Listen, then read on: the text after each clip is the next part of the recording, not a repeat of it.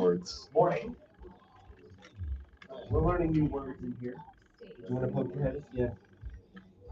With the first pick in the 2023 NFL Draft, the Carolina Panthers select Bryce Young.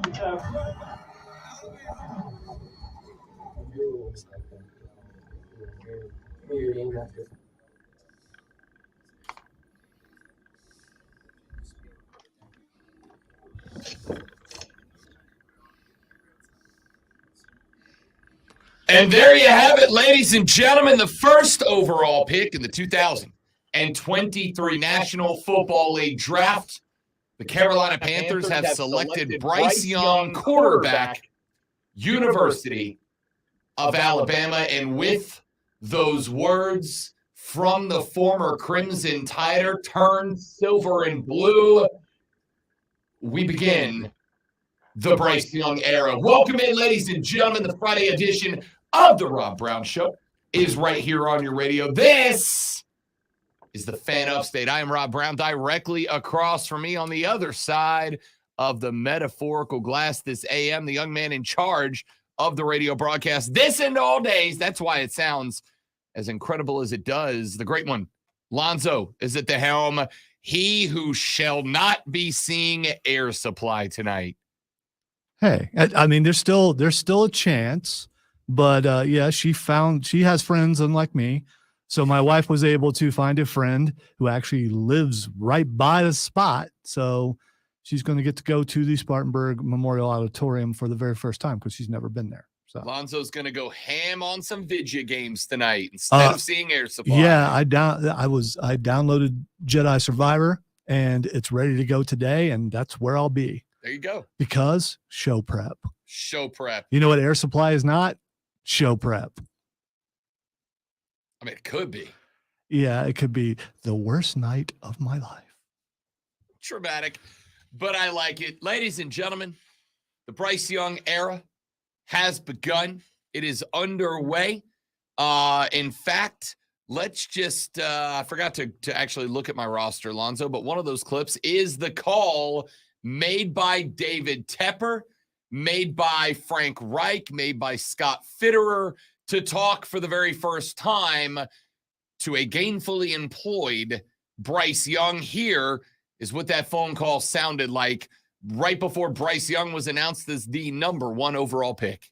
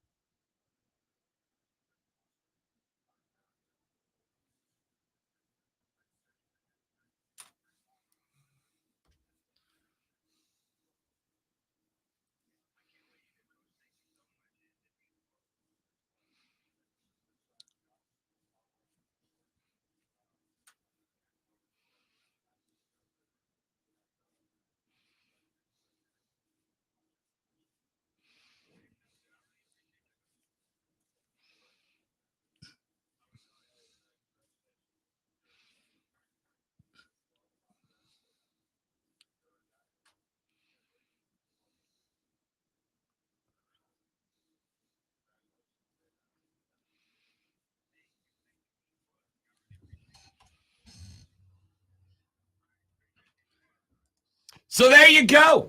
Hey, you're our guy. Hey, let me hand you to someone else who's going to tell you, you're our guy. There he is. Didn't you hear that? There he And is. every one of them that spoke, I heard that every single time. Yeah, but I mean, that's a new employee. You're not like that with new employees? No. Imagine walking in the door, first day on the job. You're all excited about getting into the radio industry. You kick open the door, ready for your first day of school. And Lonzo goes, sit down. Actually, I am more like that. Sit down. It's okay, guys. Don't be nervous. You're going to do this. We picked you for a reason. You're going to be able to, yeah. So yeah, I guess I do that. There he is. Hey, listen. Those guys recognize, look, here's the deal. This pick is career make or break for some of them. My wife's friend just backed out. I'm so out of love. Nope, I'm all out of love. I'm so lost without you. Can't wait for Lonzo's full review There's an option. of Air Supply tomorrow. I could babysit and my daughter could go. So am I willing to babysit and forego playing video games? So I hate you right now because everything is happening the way you want it to. I can't watch them and not make fun of them while they're on the stage. And the tickets are too good, so they'd be looking right at me. I know you were right. Stinking Roy. Believing for so long. How are you not excited about it's a night of romance and passion with your better half, Lonzo. Just Air Supply setting the mood. As I told you yesterday, I'd rather go to a country concert than Air Supply. I can't be too late to say I was so wrong. Name another song they did. I can't. I just know that one. So it's going to be, I think they had 2 hits. So we'll listen to 2 hits and everything else will be, the heck is that? Did they do it well? I don't know. Let's see. I'm sure I know more than that, right? I mean, they were cranking out music No. for 20 years. I don't care if I missed right there. Count it. Steven is like, well, there's a festival going on in Spartanburg. You know what that means? It's going to be hard to park. That's what that means. For those of you that aren't in on the gag, ladies and gentlemen, God, we should be talking about sports, but this is so much more funny. It really is. For as long as Lonzo and I have worked together, not on this show, just together in general, Lonzo has expressed an extreme dislike of the band Air Supply. I don't know that he's ever actually justified his dislike of Air Supply. He just dislikes Air Supply. And so yesterday, someone on the stream revealed to us that Air Supply is in the Berg tonight. And I brought it up on the air as a joke. Ha ha, funny, LOL. Lonzo hates Air Supply. They're here. La la la la. And then our boy Roy from downstairs, our promotions guy, rolls up to the table at Twin Peaks, which, by the way, thanks to Twin Peaks for having us yesterday. We had a lovely time. And the Cinnamon Toast Crunch cheesesteak was mwah. It was cheesecake, not cheesesteak. Because listen, sorry, I'm too excited about the story. No, you are. And that's by the way, making love out of nothing at all. Every woman in the world. I'm sure you know those. 2 Less songs. Lonely People in the World. Yeah, I don't know those, but I know that. So they've had more than one hit. Yeah, apparently. Yeah. Because they're Air Supply. They're amazing. Wow. Air Supply is a soft rock duo from Melbourne, Australia. Aussie, Aussie, Aussie. So Roy walks up to the table after hearing about Lonzo's extreme dislike of the band Air Supply. And what does he do? He drops a pair of free tickets right onto the table in front of me, which I, of course, then graciously, because I am a giver, a philanthropist, if you will, decided to then immediately hand them over to Lonzo because I just happen to know that Miss Lisa, big Air Supply fan. Big Air Supply fan. You didn't know, but it was a good guess. And I wanted Miss Lisa to be happy with his concert tickets. And what's the only way that Air Supply could be better for Miss Lisa is if she had a lovely date night with the man in her life, with the doctor of love, the great one, Lonzo. I, as a believer in true love and happiness, gifted upon Lonzo a phenomenal date night for he and his better half. And what does he do? He threatens me for it, ladies and gentlemen. He tells me that his vengeance will be anxiety filling. He tells me his vengeance will be pure. He tells me that I will get, first off, I don't understand what I'm getting back. I gave you a phenomenal date night. So if you're telling me you're going to give me back a phenomenal date night tenfold, that's incredible. I'm excited. Courtney will be very excited about as well. I wonder if you know the old Klingon proverb that vengeance is a dish best served cold. Yes, I am quoting a movie, but it's very apt and could be accurate. I don't understand what I'm getting vengeance for. I just hooked you up with a beautiful date night for your beautiful wife. What are you mad about? You should be thanking me and Roy is what you should be doing. Robin and Roy, thank you guys for giving me this opportunity to take my blushing bride out to dance and romance a little bit. All I got to say, tonight is going to be filled with Happy Meals and Toy Story. I mean, you're telling me Miss Lisa doesn't want to have a lovely date night with her boo? Here's what she doesn't want. She doesn't want me to sit next to you going, no. Oh, no. That's not what I'd be doing. And she can handle that. Are you gonna boo Air Supply? Oh, no, but I will throw a comment her way. Like 35,000 of them for the entire thing. A lovely date night, and Lonzo's like, watch me ruin this.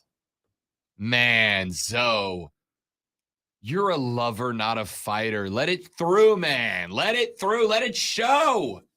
Thank you, Steven. Steven says Mad World will be back soon. And, Rob's now fiance would love date night there with VIP tickets. The problem is, Steven, we all get VIP tickets today to Mad World. Courtney's not going to force me to go to Mad World. Really? No. Really? Yes, we're engaged now. She can't. What is she going to do? Go to Mad World or take your ring back? No. She done locked it in.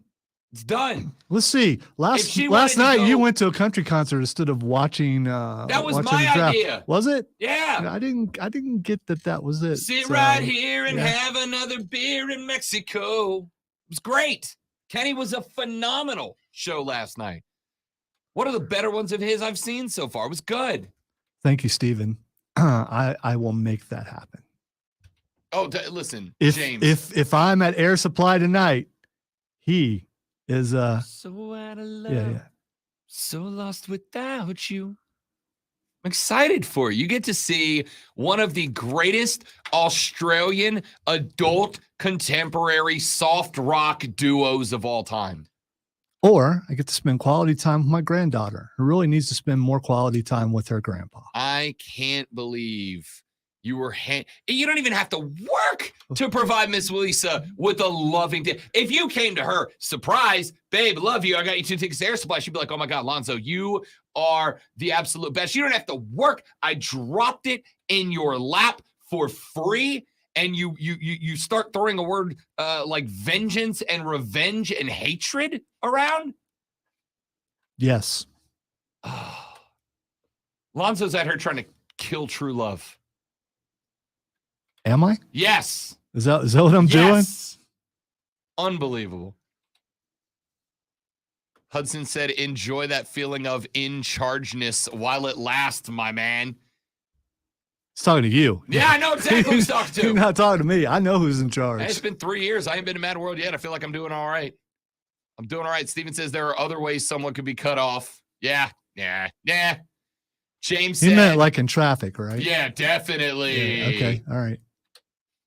James said future heel turn. You don't turn if you're Lonzo. You just are heel. I am the heel of the station.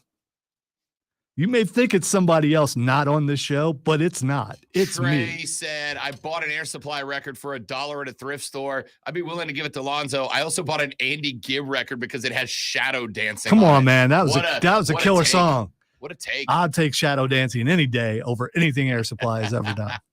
James said, amazing is one word for them, just not one I'd use. Could be worse. Could be Air Supply with REO Speedwagon opening for them. Alonzo's a big REO Speedwagon fan. He sang them on the air one time. You know, REO Speedwagon is just Air Supply, which I said many times. It's just Air Supply with actual electric guitars. That's all it is. Then I don't want you around. By the way, if you are in Air Supply and you're listening right now, congrats to you on all your success, but you just ain't my thing. You know, that's you know whose thing they are? Miss Lisa's. See, Lonzo, you should be willing to do things that you don't like to show your love and affection to your devoted life partner.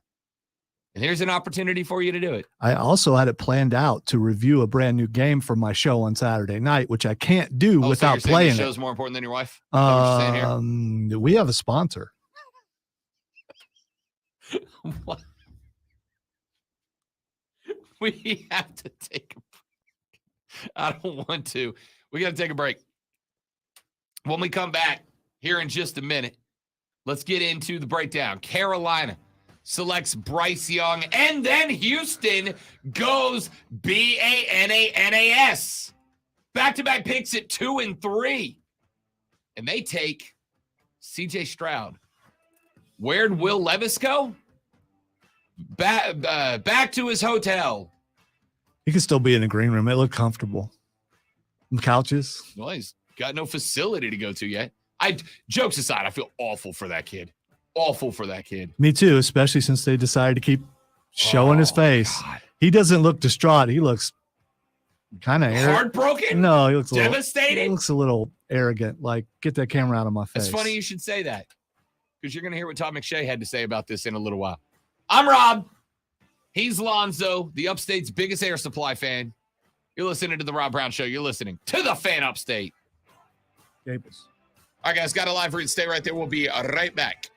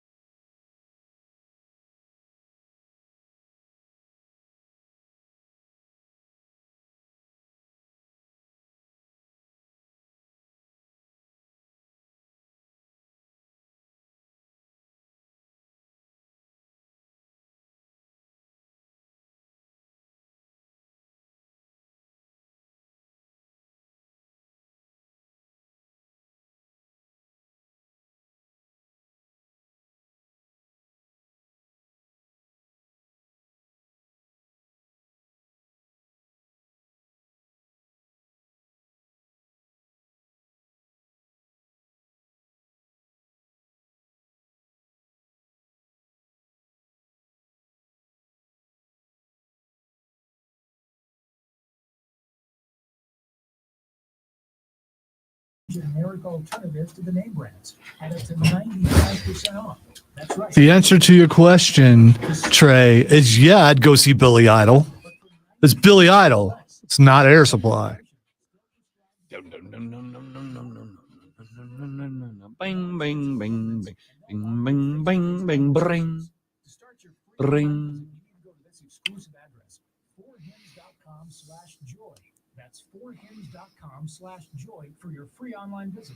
forhims.com/joy. Prescriptions require an online consultation with a healthcare provider who will determine your Who wouldn't go see? If you wouldn't go see Billy Idol, I don't know that we can be friends.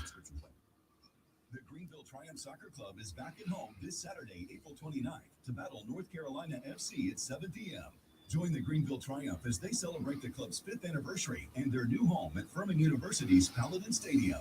Visit TriumphTix.com. That's TriumphTix.com for tickets, special discount packages, and more. Greenville Triumph Pro Soccer, back in the upstate this weekend at 7 p.m.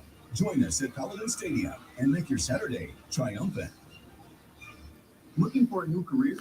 The City of Greenville is hosting a job fair on Saturday, April 29th from 10 until 1 at 102 Meadow Street, just north of Unity Park. Talk to staff about open positions throughout the city. Visit greenvillesc.gov for details. Baseball is back. The free Odyssey app lets you listen to local coverage for the team you love. Live stream your favorite. Yeah, Trey, even with all them fees, though, you're going to see Billy Idol. Yeah, that's true. Which, let's face it, back in the 80s, with the way he lived, who would have thought that he would actually be here in 2023? Air Supply, no doubt. They'll live forever. Billy Idol.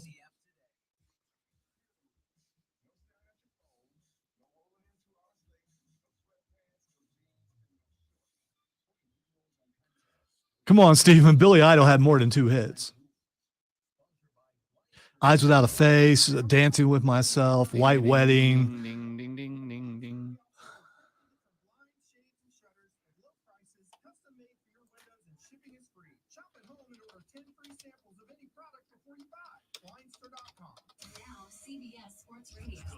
Rebel Yell, I forgot about that. Money Money. I know it's a remake, but he still did good with it.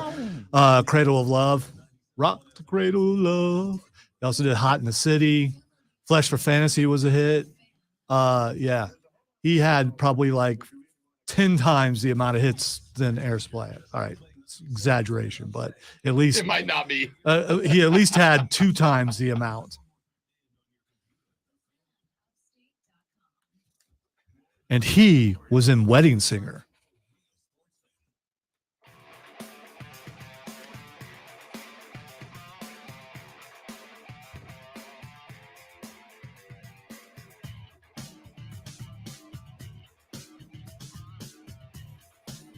So Bryce Young's a Carolina Panther, ladies and gentlemen, comes from the University of Alabama. And there was a reaction from that last night. Most of it good, I think.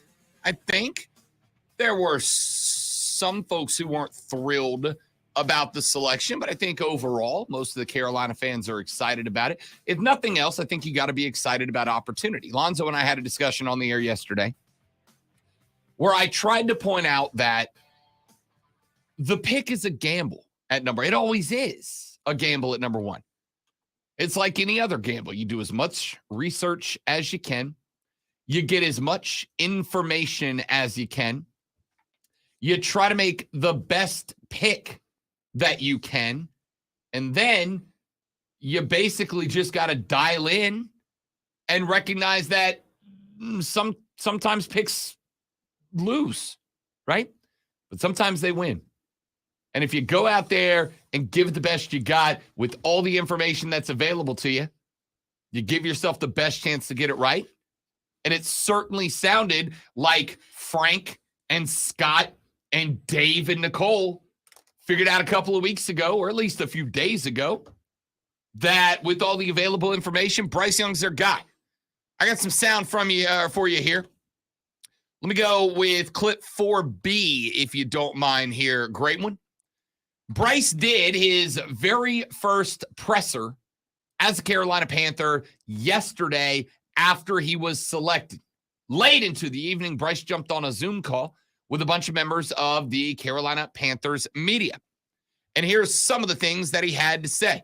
We'll start with clip 4B. Asked, what does it mean to be a Panther? And what do you think you are going to mean to the Panthers? This is what BY had to say.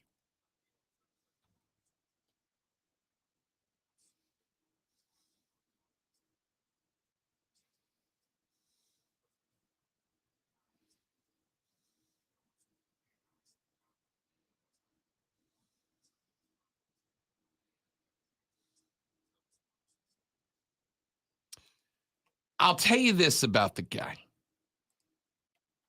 Humility is not in question. Very soft-spoken. Very soft-spoken. If you are looking for a Johnny Manziel, Baker Mayfield, fire up the crowd, get into it kind of guy. I'll say Patrick Mahomes for that matter. Yeah. That's just, but Now, BY on the field's got a little emotion, but he's not going to be the guy that's running up and down the field screaming and flexing on you. I guess there's probably a whole lot of yes, sir, to Nick Saban. I got no doubt about that. I got zero doubt about that at all. I don't think you're going to get a ton of emotion out of the guy, but at the same time, as I listen through all of these answers, and I'm going to play a few more here as we go along from his introductory presser. Not that I didn't know this already, but there is a definite sense of humility in BY. There's a definite sense of, let me put it this way. I don't have concerns, though, that Bryce Young lacks confidence. And let me tell you why. Let me go to clip 4F here, if you don't mind. BY got the press conference rounded out. The very last question was, Bryce, you're probably at this point quite sick of hearing about your height, being asked questions about your height. So with that being said, let me ask you a question about your height. How do you feel when people tell you that your height is a hindrance? Do you feel like it motivates you? What? And this is what BY had to say.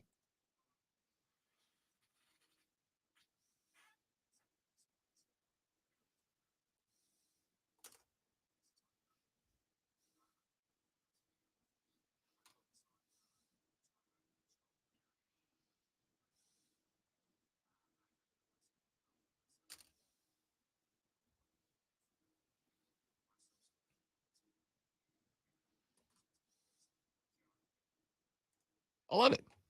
I love it. He wasn't rude. He wasn't brash. Hey man, answer the question. I think he Okay, did. that was a political answer. That's what that was. And that's fine. Yeah, I guess it's all right. That's fine. How many quarterbacks have we seen answer the question and then get raked over the coals for it? I would have said, I met the line. They're really tall. I think BY answered that question just fine. He said, look, everybody's entitled to their opinion.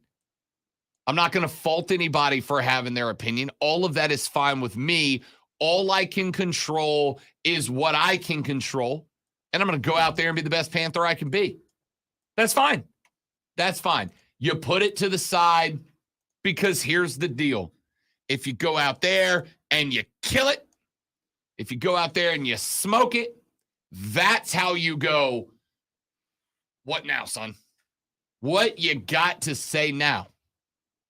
And if you go out there and you get smoked, what you don't want to do is open your very first presser with, man, all of y'all who call me short are chumps.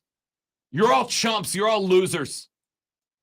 Must be nice to hurl insults at an NFL player from your couch, Mr. Sports Blogger guy, isn't it? And then if you go out there and you get wrecked, then you got to answer for that. So I think he answered it as a rookie should. Hey, look, all I can control is all I can control. I'm going to go be the best Panther I can be. Respect that. I like that. No problem with that. Let me get clip 4C in here. Bryce got asked what it was like getting to know the franchise. What was it like getting to know Tep, getting to know Frank Reich, getting to know the culture, getting to know the team, etc. And this is what BY said.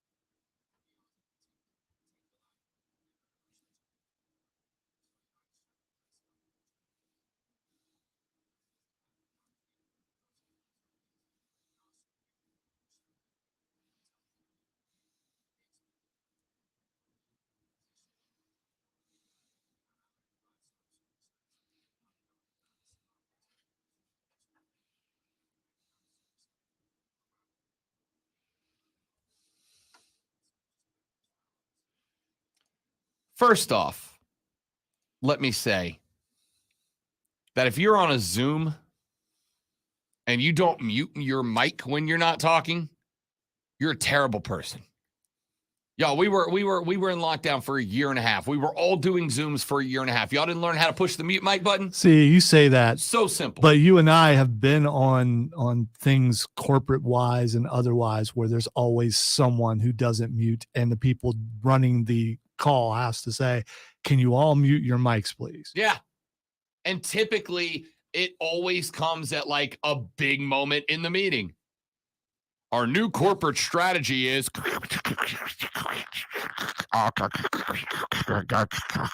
hey, Jim, could you know what needs to happen? We need to call those people out by name on the meeting. All the bosses try to be super PC about it and be like, if anybody has their mic on, could you? No, it's Jim. It's Jim. We all know it's Jim. We can all see Jim. The little volume meter on Jim's thing is going. His little box is highlighted, meaning the noise. Call Jim out. Jim, turn your damn mic off, Jim. Unless in this case, if it was Tepper, then you don't say anything because, Tep wasn't on the call. It was just Jim from the Charlotte Sports from my mom's basement.com blog was on there. Mute your mic, Jim. We're trying to hear the new quarterback here, man. I like that from BY. I like that answer. Now, let's be real. I am having to recognize that I'm pretty much going to like anything Bryce has to say because you don't want to acknowledge faults the day after the guy got drafted.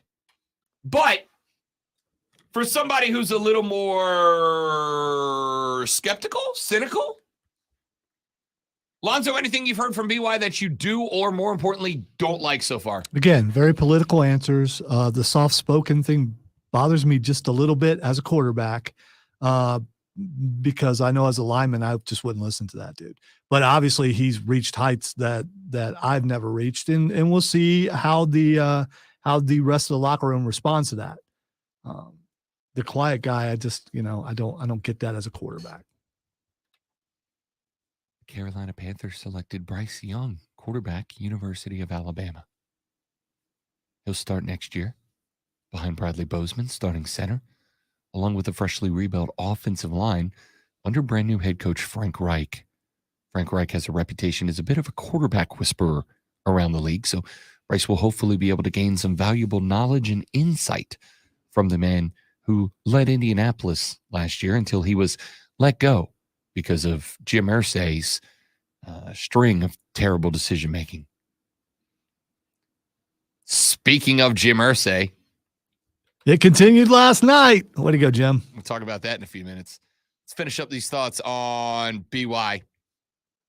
Let me get to clip 4E. I really like this. Bryce got asked, throughout the process, getting to know the team, getting to know the organization, getting to know your new coach, your new GM, your owner, etc. Was there anything that stood out to you that really made you impartial or partial, I should say, to Carolina? BY said one of the things he loved was that they valued getting to know him not just as a quarterback, but as a dude.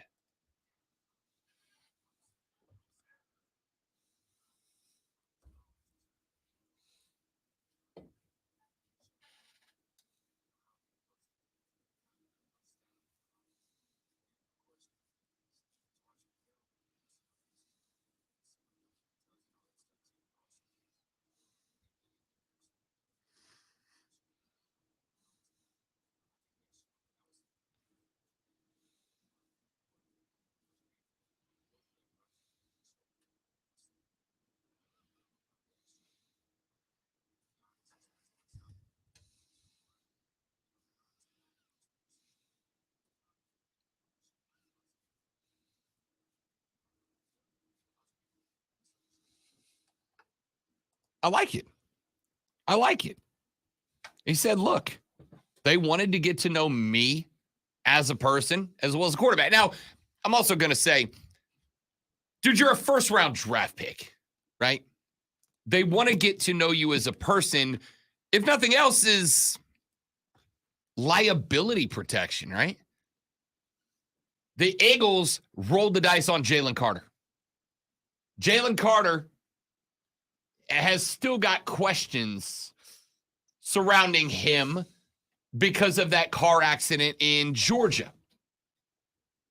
The one where a member of the Georgia, staff passed away, and Jalen Carter apparently left the scene of the accident. We never really got a clear picture as to whether or not he knew the accident happened because they were both rolling a $140 down a backwoods highway. So there's questions about Jalen Carter. Jalen Carter would have been a top 2 or 3 pick. He dropped because of that to a team in Philly that went, hey, you'll fit in just great here. They want to get to know you as a person to make sure they're not going to draft a guy that's going to show up, lose his mind in Charlotte, and end up screwing him, right? But every press conference we have heard from Frank Reich so far, every press conference we've heard from Frank Reich has been Frank Reich talking what? Culture and values, culture and values, culture and values, culture and values. I want you to think about every team that has won a Super Bowl the last handful of years. Kansas City Chiefs. Lonzo, you think the Chiefs under Andy Reid got a specific culture that they try to bring in guys that fit in? Absolutely. Sure they do. And they don't care what round you're in. Yeah. Sure they do. They got you. And it works just fine. Do you think New England under Brady and Belly had a culture there? You didn't have to love the culture, but they had one, and it worked. I can tell you from being around the program when Sean Payton was in New Orleans and that team was making runs and won a Super Bowl, there was a very distinct, unique culture around New Orleans. There were a lot of guys who bought in. A lot of guys bought in and are still there. Culture is step one. At any program, at any level, on any team, culture is step one. And I think, based on what we got, right? It's not just that we heard BY's press conference yesterday. Been watching Bryce Young for a couple of years now, right? At the University of Alabama. They're on TV all of the time. So we got a lot of experience with Bryce Young. And I think I get the feel that BY fits what Frank Reich is trying to do with Carolina. The guys that are holdovers from last year's team and what the new coach and Scott Fitterer are bringing to this team. I like the pick. I like the pick. We got to take a break. When we come back here in just a minute, we'll take a look at a couple more picks from that top 10, see what we like and did not. Dan, the Panther fan man, says no Supermans, no dabs, or no touchdown balls handed out by BY, but as long as we are getting yardage, I'm good. Yep. Texas said, speaking of Sean Payton, did Rob see him ripping the bong last night during the draft? Maybe he went to Denver because weed is legal. don't know Sean super personally. I'm willing to say your statement's probably not far from accurate. And that's all. Let's take a break. Come back here in just a minute. Got some more draft thoughts from last night.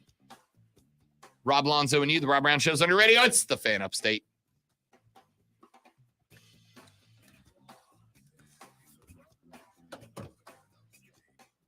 So Sean Payton's a stoner? That's kind of shocking to me. Is it though? Yeah, it is. Is it though? His eyes are squinty, and I never really thought about it. They're always squinty. McNeil snapped an eighth-inning tie with an RBI triple. Bryce Young is the newest member of the Carolina Panthers. He was selected first overall in the NFL draft last night. The quarterback out of Alabama, the 2021 Heisman Trophy winner. He also took home the Maxwell Award as the nation's top player, along with the Davey O'Brien and Manning Awards as the nation's top QB. He was tied 10th nationally with 32 touchdowns last season and was the Sugar Bowl MVP in the win over Kansas State. The Panthers have one selection in the second round, 39th overall. They'll pick 93rd overall in the third round. The Fan Upstate is your home for Furman Paladin sports all year long. Download the Odyssey app, search the Fan Upstate, and listen anywhere on your phone. Sports Flash on the Skrilla, that's just one of many incredibly deep takes that I have.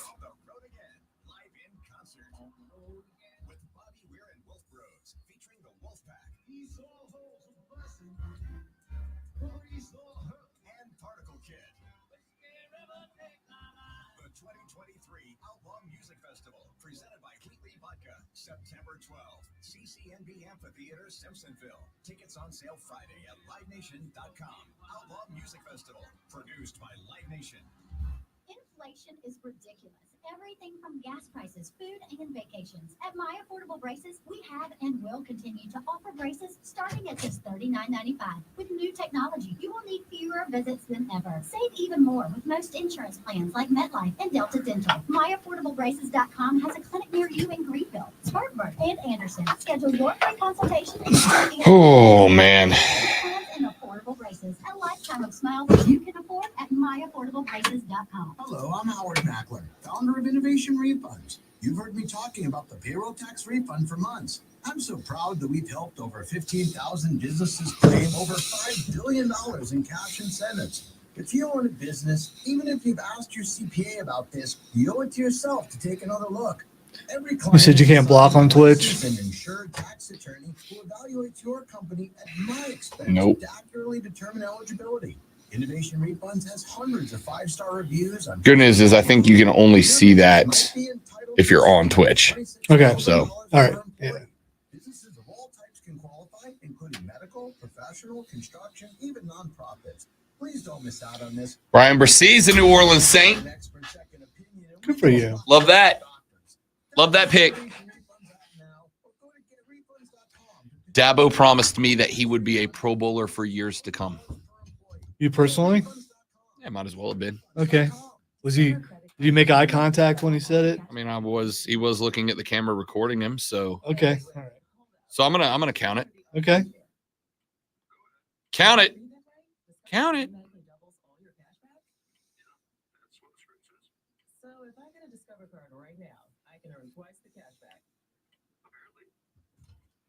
Wait. Unlimited first-year cashback match only from Discover. See terms and learn more at discover.com/match.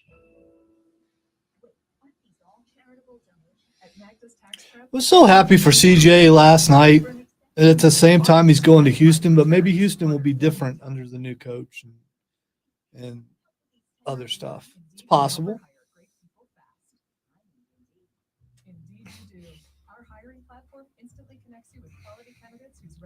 Lots of crying. You know, I got to believe that if someone just made me a multimillionaire, I'd probably tear up too. Yeah. Even if it's just winning the lottery, I think I'm shed a few tears. As I know, I'm going to be saying goodbye to everyone I know and moving somewhere even more remote than I already live. Guess who's never gonna see me again? All y'all. Every one of you. What happened to him? I think he retired.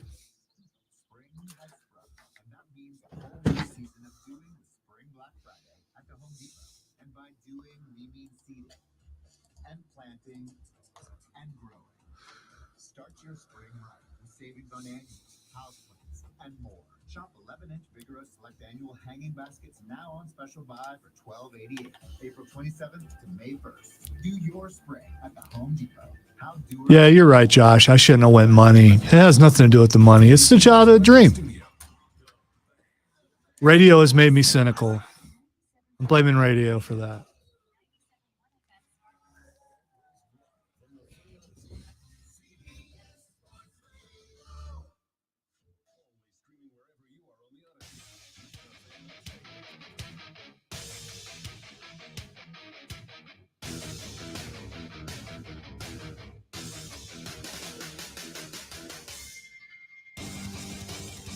Wrapping up hour number 1 of the Rob Brown Show on the Fan Upstate.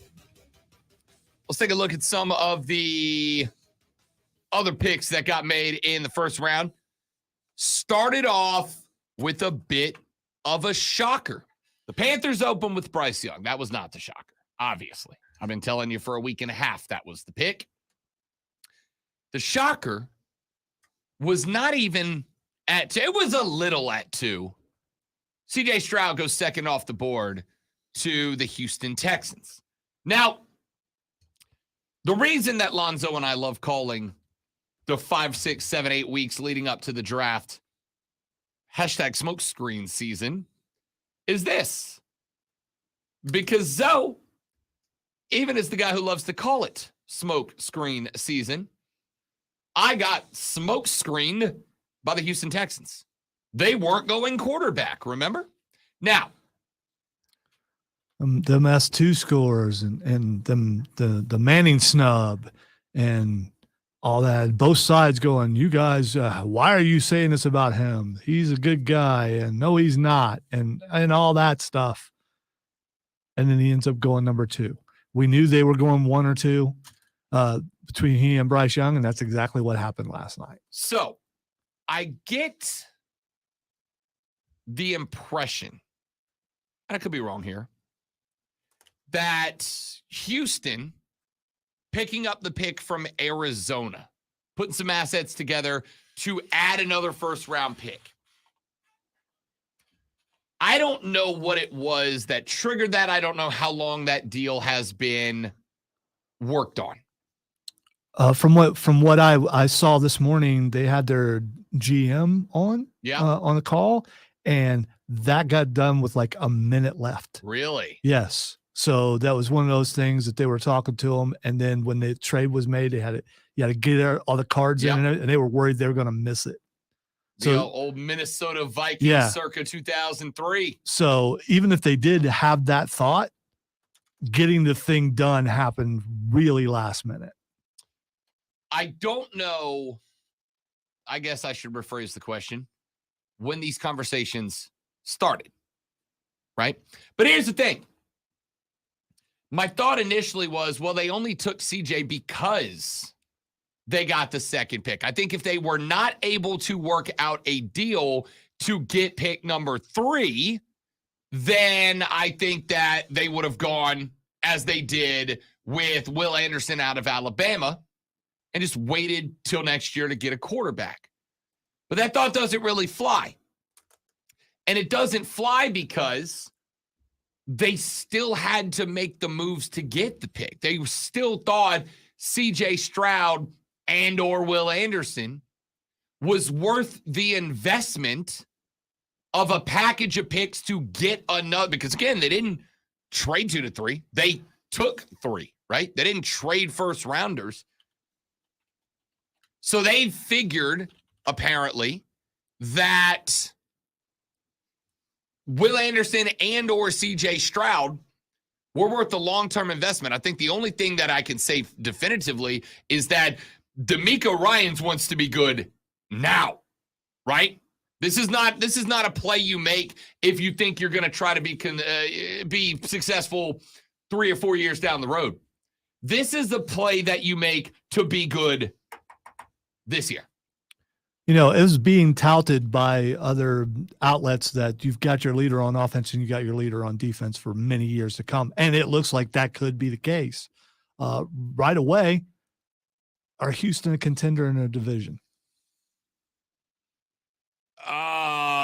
If CJ Stroud is who you think he is, closer. I mean, again, that division as a whole. Does he have to be equal or greater than what Deshaun Watson was when he was there? To win the division? Before all the stuff that happened. But they didn't have all the pieces around them. Let's see what they do the rest of the draft. But I think they're on an upward swing for sure. Let's start with this. You and I and everybody else have been appropriately hammering on the NFC South, which if I asked you for one word to describe that division last year, Lonzo, that word would be what? Poor. Yeah. Trash. Garbage. I was gonna say I couldn't even go mid because they were not mid. They Yeah. were less than mid. They were bad.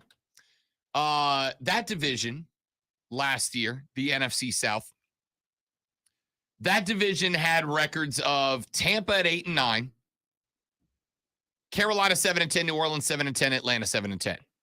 The AFC South, Lonzo, was won by the 9-8 Jacksonville Jaguars. The Titans were 7-10. The Colts were 4-12. The Texans were 3-13.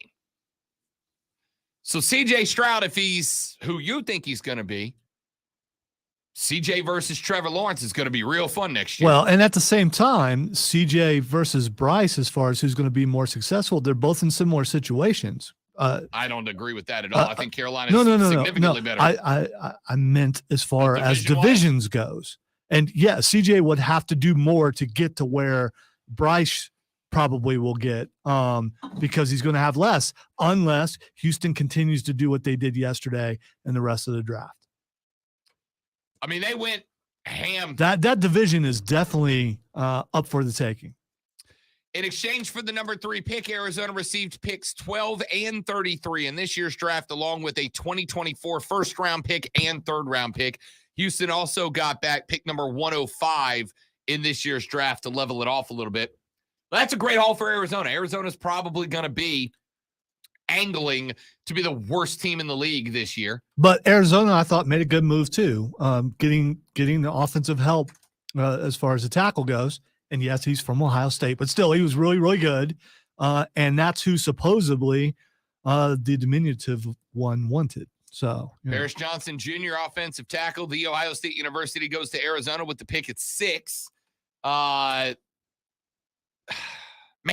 look.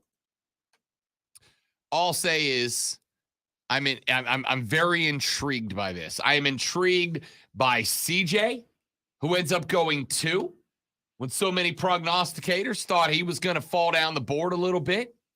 I am intrigued by the fact that Will Levis is still on the board. Despite being invited to KC, he is on the board. And I'm most intrigued by the draftee's dad who gave the draftee's girlfriend a couple of butt pats live on camera. Yeah, no, we're going to talk about that. Must have missed that one. It got weird. Tell you that story when we come back. Hour number 2 is just around the corner. I'm Rob. He's Lonzo. This is the Rob Brown Show. Ladies and gentlemen, this is the Fan Upstate. Mike said, enjoy the draft talk, fellas, but can we be real? The only draft that matters is live on Fox tonight. Acknowledge me. Well, if I'm not enjoying the vocal stylings of Air Supply, I will have to decide which I want to watch tonight live. The draft for the NFL or the draft for the WWE.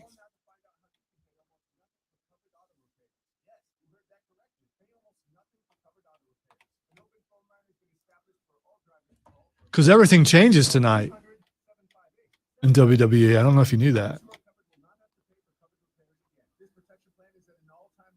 Nothing changes, Lonzo. Wow. We'll see. We've been shocked before.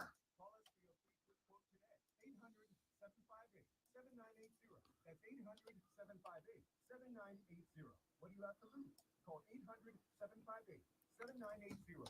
Again, 800-758-7980. At Ingalls, we know that big dreams don't always. I don't know. When the caller ID says unknown from unknown, that just that's just weird. Unknown from unknown. That's what it says. That's the Ultimate Warrior calling us. There is a number on there, though. So. This part's unknown. Rob Brown Show. What do you want to talk about?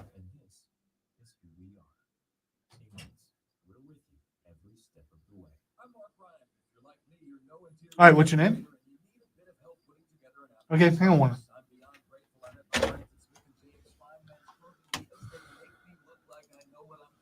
They'll help you find the best color combination. Slacks, shirts, polos, suits, and so much more. There's nothing quite like surprising your sweetheart with a new get-up that has you looking your best. Check out their collection today at SmithandJames.com and stop by their stores at 222 Craig Street in Greer or at their new location on Verde Boulevard in Greenville. Travis Benson, owner of CNT Foundations. Your home is a place of peace and security. So when a foundation problem threatens its integrity and value, it's actually threatening your peace of mind. At CNT Foundations, we realize that, and we're here for you. Our foundation repair experts are real general contractors offering real lifetime solutions and real peace of mind. Call 864-581-3341. CNT Foundations, your foundation experts. Join us at Odyssey as we all do our one thing, together millions of things for our planet. Get some reusable bags from the grocery store and recycle paper, bottles, and cans to make every day Earth Day. When we each share our one thing, it becomes a million things for our planet. What's your one thing? Hello, I'm Howard Mackler, founder of Innovation Refunds. You've heard me talking about the payroll tax refund for months. I'm so proud that we've helped over 15,000 businesses claim over $5 billion in cash incentives. If you own a business, even if you've asked your CPA about this, you owe it to yourself to take another look. Every client is assigned a licensed and insured attorney who evaluates your company. To quote a popular song for some of us, no chance. That's what you got. That's what you got. Trey. That is such a great song. It's good. Such a good entrance song. Please don't miss out on this. Even your doctor would tell you to get an expert second opinion, and we do a lot of work for doctors. Download the Innovation Refunds app now or go to getrefunds.com to potentially get a payroll tax refund of $26,000 per employee. Getrefunds.com. Getrefunds.com. Legendary Arn Anderson joining us here on the Rob Brown Show. When you get the opportunity to talk to the fans, do you get more joy? Holla. People tell you, I loved Arn Anderson. Holla, holla, holla, holla, playa. Do you get more joy when people tell you, I hated your guts and it kept me coming back for more? Which one of those two do you prefer to hear? Bingo. What I hated your guts, even more so. My grandmother hated your guts. On the surface, that sounds a little disturbing because I am a granny grumble. And in those days, man, we did some rotten things to some people that were beloved.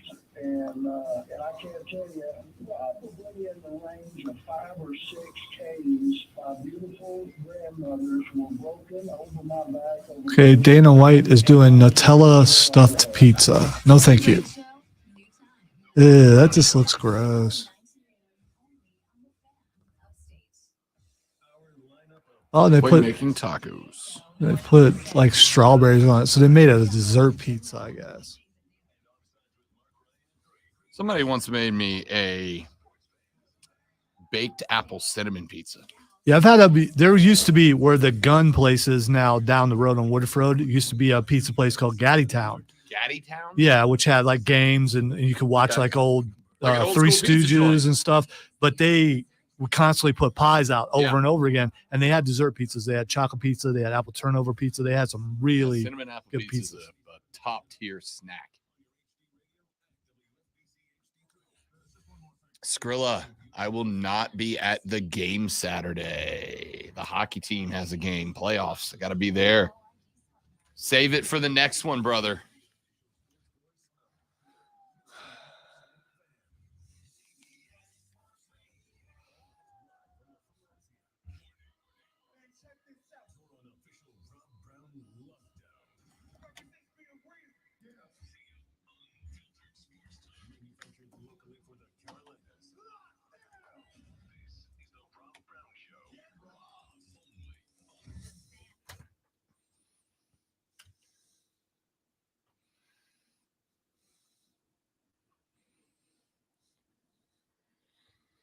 The second hour of the Rob Brown Show starts right now. Welcome back, ladies, gentlemen, boys, girls, children of all ages. So glad to have you here on the radio broadcast. Hope that you are doing exceptionally well out there across the upstate of South Carolina, across these great United States, across the world.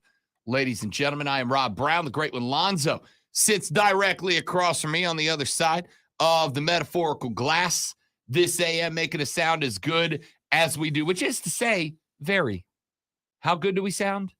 Very good. You know, I don't think we can shout out enough the people who came by to say hi yesterday. Oh, yeah. It was cool getting to meet everybody. And my favorite thing is, yeah, everything is exactly how you said it would be. I believe that was April. Take that as a compliment. Yeah.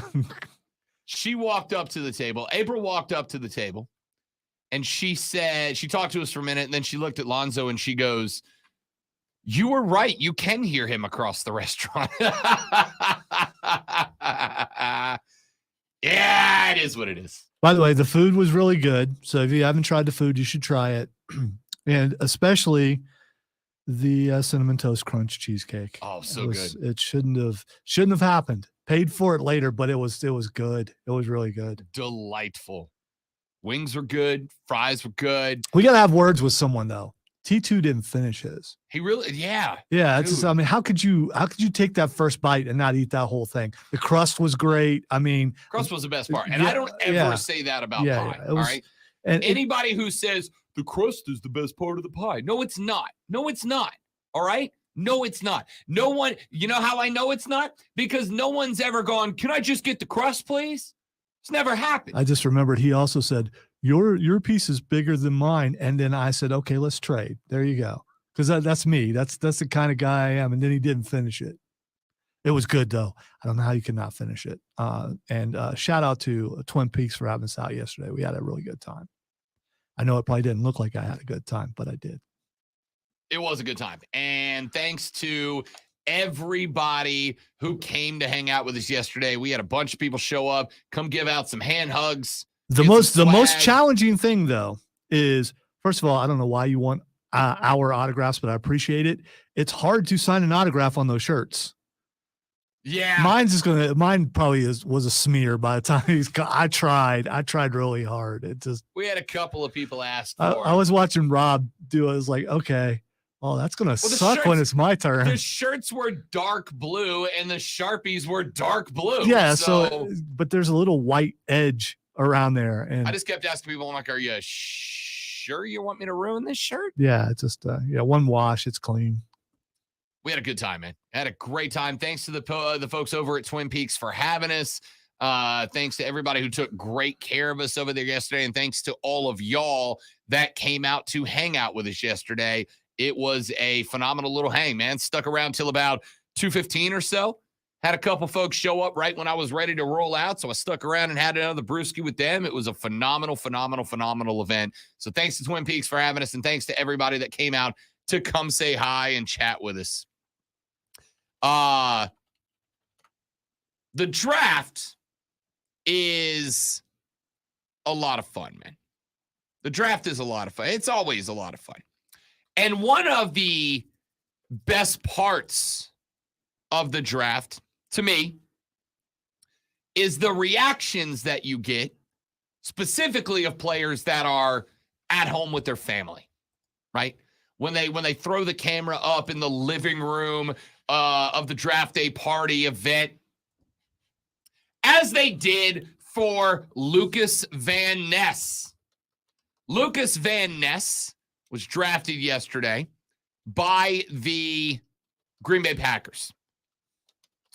And Lucas Van Ness had a camera in his I'm assuming it's a big damn room. So either that NIL money was working real good for Lucas Van Ness, or this was in like an event hall or something. I don't know. Doesn't matter, because that's not the conversation. The conversation here is that Lucas Van Ness got to celebrate being selected in the first round of the National Football League draft by the Green Bay Packers, a historic organization. You'd think this would be a moment to celebrate, to share. And it was. Well, Lucas Van Ness was sitting on the couch alongside his girlfriend, along two other very attractive young blondes. Enough that not only could I not figure out which one of them was his girlfriend, but for like 10 seconds, I'm like, does my dude have multiple girlfriends? Because they're all his age, they're all super attractive, and they are all very much up in his bubble. Was he in Utah? I guess so. He was at the house. No. So he was in. Oh, I see what you're saying. Yeah, where those things are socially acceptable there. That's why I was asking. Listen, again, people swing different ways, different strokes for different folks. If you're in a polyamorous relationship and everybody's consenting, happy, and adults, have at it. Ain't my life. Live your best life, all right? If that's your thing, go bananas. But apparently, that's not the case. He is in a relationship with one woman. Very, very pretty young lady. Very pretty young lady who is sitting right next to him. The young lady's name is what's her first name? I found the last name. Frankie Komet. Beautiful young lady. Stunning young lady. And yesterday evening, she was dressed in a very, very classy white pantsuit with a halter top. Well, after the pick came in. Wait. A halter top cannot be classy. Sure can. No, it Sure cannot. it can. No, it cannot. That's your opinion, man. Well, I just As the Big Lebowski would say. I don't believe halter top and classy have ever been mentioned in the same sentence until now. She looked very classy in her outfit, I think. Hey, wear a halter top all you want. I'm just saying it's not classy. So Frankie Komet, after celebrating with her boyfriend, soon-to-be Green Bay Packer Lucas Van Ness, stood up to hug the father of Lucas Van Ness. Sure, that's great. She's in, man. She's in. Dad likes her. She's in. Well, if you're not on the stream with us right now, you should be. Facebook.com/TheFanUpstate, Twitter.com/TheFanUpstate, or search The Fan Upstate on YouTube or The Rob Brown Show on Twitch. Because I'm about to share with you a very brief snippet from last night's draft. It's a short little video. I just hope Frankie's booty don't get us. I don't think it will. Okay, we'll find out. Yeah, so we will. Because I can't not show it now. Okay? If you're not on the stream, I am adding it to the stream now. This, ladies and gentlemen, is the scene after Lucas Van Ness was drafted. Now, the young lady in the white at the center of the screen who stands up off the couch is Frankie Komet. That is the girlfriend of Lucas Van Ness. She gets up, she hugs old Papa Bear there, and I'd like you to keep an eye on Papa Bear once the hug disengages. Lonzo, are you comfortable describing the scene, the celebration between Papa Bear and Frankie Komet, the girlfriend of Lucas Van Ness? You know, I normally want to give people the benefit of the doubt when it comes to things like maybe he thought she was falling or something because she's slightly off balance. But there is a pat followed by a slight grab. I don't know if you noticed the second one. There's a little bit of curling of the fingers at the end. So let's just say, for the sake of decency, because we're nothing if not a classy radio program. I'm sure he's saying good game, man. That's what he's saying. Yeah. Let's just say, for the sake of decency, that Papa Van Ness gives Frankie Komet the old welcome to the league, good game. If you know what I'm saying. You know what I'm saying. So, I'm guessing this is going around a great deal. Does he have a talk with dad, or does he have a talk with the girl? Or, I mean, you know, Kevin Dad! Wickers are easily A little too familiar there. That's a little, relate to that fan yeah. base. Dad. You know, Nick, Joe, and Kevin Wickers are easily WTF, be able bro. to relate to that fan base. What are You know, you Nick, doing, Joe, and Pops? Kevin Wickers are easily Pops be gave able to relate to that girlfriend fan base. the old You know, good Nick, game Joe, and pat Kevin Wickers are easily before she be able went to to sit back down on the couch. My man, Papa Van Ness. Listen, like I said, You can accidentally do some things. That was not an accident. I will say this. I don't know if Papa Van Ness is like a former athlete, right? He might be I don't know. Maybe he played in the league. Maybe he was a lifelong athlete as well. And I can tell you, Lonzo, Does softball on Saturday count? maybe He's still kind of an athlete. So I, mean, I you can know. tell you that even at 38, when I very rarely, because look at me, go play pickup ball with the boys, if one of the squad does something on the hardwood that's impressive, I still at 38, as I think a lot of us are, will second nature with the old good game butt slap. My man, great shot. Love tap, right? It's second nature in athletics, I think. In this day and age, that kind of thing can cost you money. So I mean, you know, no, I don't think that's acceptable anymore. I mean, listen, I understand that take. I'm not even mad about that take. I just think for so long, and let's be real, Papa Van Ness, Zoe, based on this short video interaction we just watched, is respectfully closer to your age than mine, right? He's an older fella. He's at least in his 40s. At least in his mid-40s. I mean, because people gray at different ages. Sure. But it's the hair's receding a little bit. He does appear to be an older gentleman. Yes. I'd say he's in his mid-40s, right? Doesn't look like a young dude. Doesn't look like an old guy. He's in great shape. So, which is why I'm like, okay, maybe he's still an athlete. And the old butt pat, for those of us who grew up pre-2015, 16, the butt pat was the standard sign of appreciation for an athletically prowessed moment. Who knows? Maybe he had been imbibing a little bit and didn't think about the cameras being there. We've seen every year there's something like my dude having taken his phone away from the girl. Oh, God, Yeah. yes. I mean, what a moment. Yeah, there are things like that happen. So the camera guys, they're looking for this, which I don't blame them. If I was a camera guy, I'm looking for this too. Stationary cam. This is not an operated cam. That was just a one-shot cam on the couch. But dad needs to know the camera is there. He has to know it's there.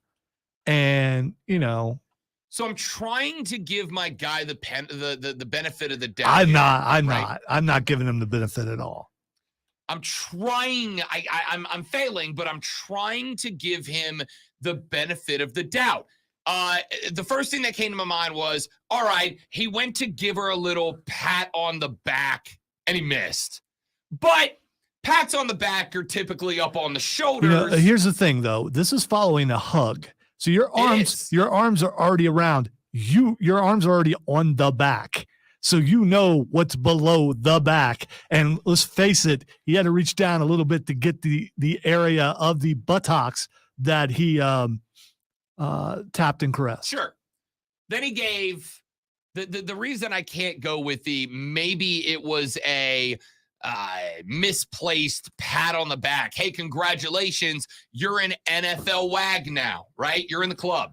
Does he tell his son, hey, she moved. I'm sorry she moved. I didn't do that on purpose. The reason I can't give him it was a misplaced pat on the back is, number one, as Lonzo just pointed out, your arm was literally just already there.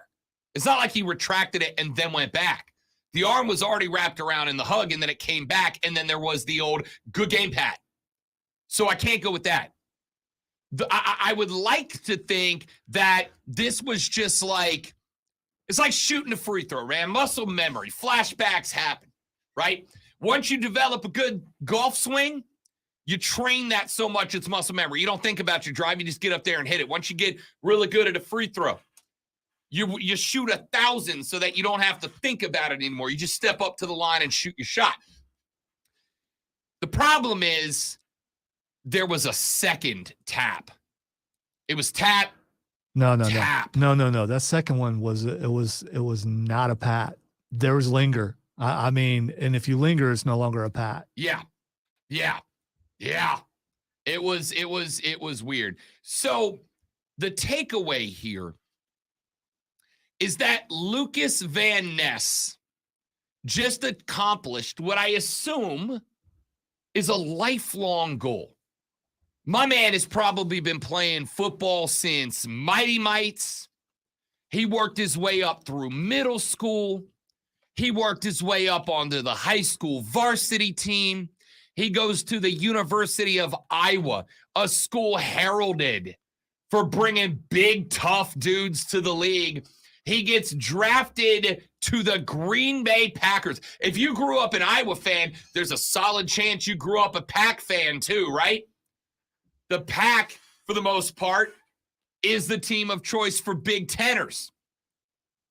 You got drafted to one of the most historic franchises in the National Football League, and your reward is the entire internet talking about dad giving your smoking hottie of a girlfriend the old double good game butt pat. What a day, my man. Cannot wait for today when Lucas wakes up and him and mom and pop and girlfriend go to brunch to grab some mimosas and celebrate Lucas's being drafted to the league. And Lucas gets to, here's one of two courses of action here, though. Number one, you bring it up, which is incredibly awkward. Hey, Dad, we need to talk about you slapping the girlfriend's backside, not once but twice, on national television. Or course of action number two is you don't bring it up, and every time you catch Dad's eye, you both are going, this is awkward. Or you go, hey, Dad, that just cost you a house. Was it worth it? Man, Papa Van Ness with the old good game butt pat on his son's way younger than him, than the dad, not the son's girlfriend. What a moment that was last night. The only thing that was close to as awkward, though, is that while Lucas was on the phone, assuming that it was with either the GM, the owner, or the coach of the Packers, while he was on the phone, some other grown-ass dude, I'm assuming his brother, jumped into his lap and went full hug on his lap while he's on the phone being told, hey, we're about to draft you. Like, hey, man, you're a Packer. Lifelong goal accomplished. Congratulations. You're coming to Green Bay. We're excited to have you. And while he's being told that he got drafted number 13 overall to the Pack, another full-grown man jumps in his lap and goes full wraparound hug while he's like on the phone trying to work through the hug, to the point that Papa Van Ness had to step over, grab the other full-grown man by the shirt, and pull him off of it. You know what that hug said to me? Don't forget me when you get your first game check, bro. Don't forget me when you sign that contract, my man. That sounds a lot less awkward than the daddy pat. Oh, way less awkward. Like in that moment. Especially if that's your brother. I mean, you know. If that's a brother, I mean, I guess that's something. But like, let him finish the phone call first, my dude. There's plenty of time for the bro hug after this. Plenty of time for the bro hug after this. Give him a minute. And then dad walks over, grabs that dude by his shirt, both hands, and pulls him off of the guy so he can finish the phone call that is going to alter his life forever. What a scene from the Van Ness household last night. Full-grown man bro hug while dude's still on the phone with the Pack, A. And B, then Papa Bear gives his girlfriend the old double good game pat front and center of a camera on national television. It's weird enough if that happens, like, you know, you're a 6th rounder, ESPN didn't put a camera in your house to watch your reaction to getting drafted, and then you look over and you see that. But it got brought, my man got drafted to the league, and the only reason he's trending on Twitter right now is because the word draft dad is trending right now. Papa Van Ness will forever be known as draft dad. There have been a lot of draft dads. Over the years. This guy just owned draft dad. That's incredible. What an incredible moment, man. What an incredible moment. Good game, son's girlfriend who's 30 years younger than me. I'm so happy for you. Good game. Unbelievable. Let's take a break. Come back here in just a minute. I guess we should probably talk about all the picks that weren't Bryce Young, CJ Stroud, or Lucas Van Ness's dad and girlfriend. We'll do it next. I'm Rob. He's Lonzo. It's the Rob Brown Show on the Fan Upstate. He didn't even say good game.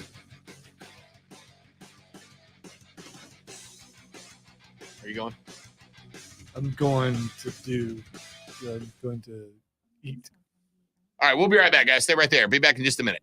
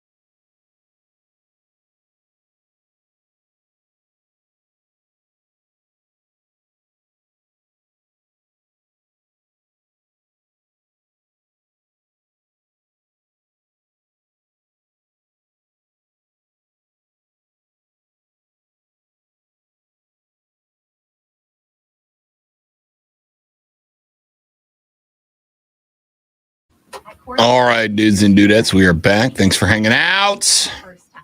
Call Corley Plumbing, Air, and Electric today, or skip the line and book online. I worry about some of y'all on the stream. I really do.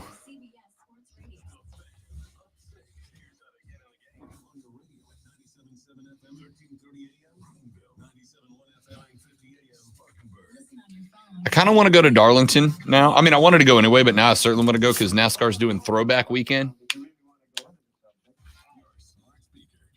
Where are you something, Dale Sr.? Yes, sir. The Intimidator.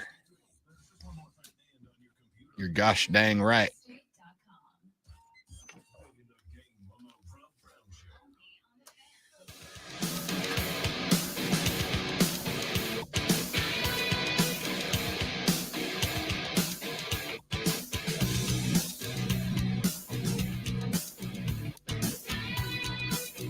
You know what? I'm going to do this here, Lonzo. I'm going to pull an audible. We've done a lot of. By the way, Warner, I sincerely apologize. Give me a call back. I'll put you straight on. That's my bad, man. That's my bad. Warner, call back. I'll put you on the line. We'll talk some Eagles ball. Good draft for the Eagles last night. But I want to take a real quick left-hand turn away from the draft for just a minute. Can you give me clip number 5, please, Lonzo? Giannis Antetokounmpo and his Milwaukee Bucks got bounced by the Heat. They were the 1 seed, and they got bounced. Gentlemen sweep for the Heat. Partially because Giannis played 11 minutes in game 1 before he took a nasty fall, got a back contusion, and then missed games 2 and 3.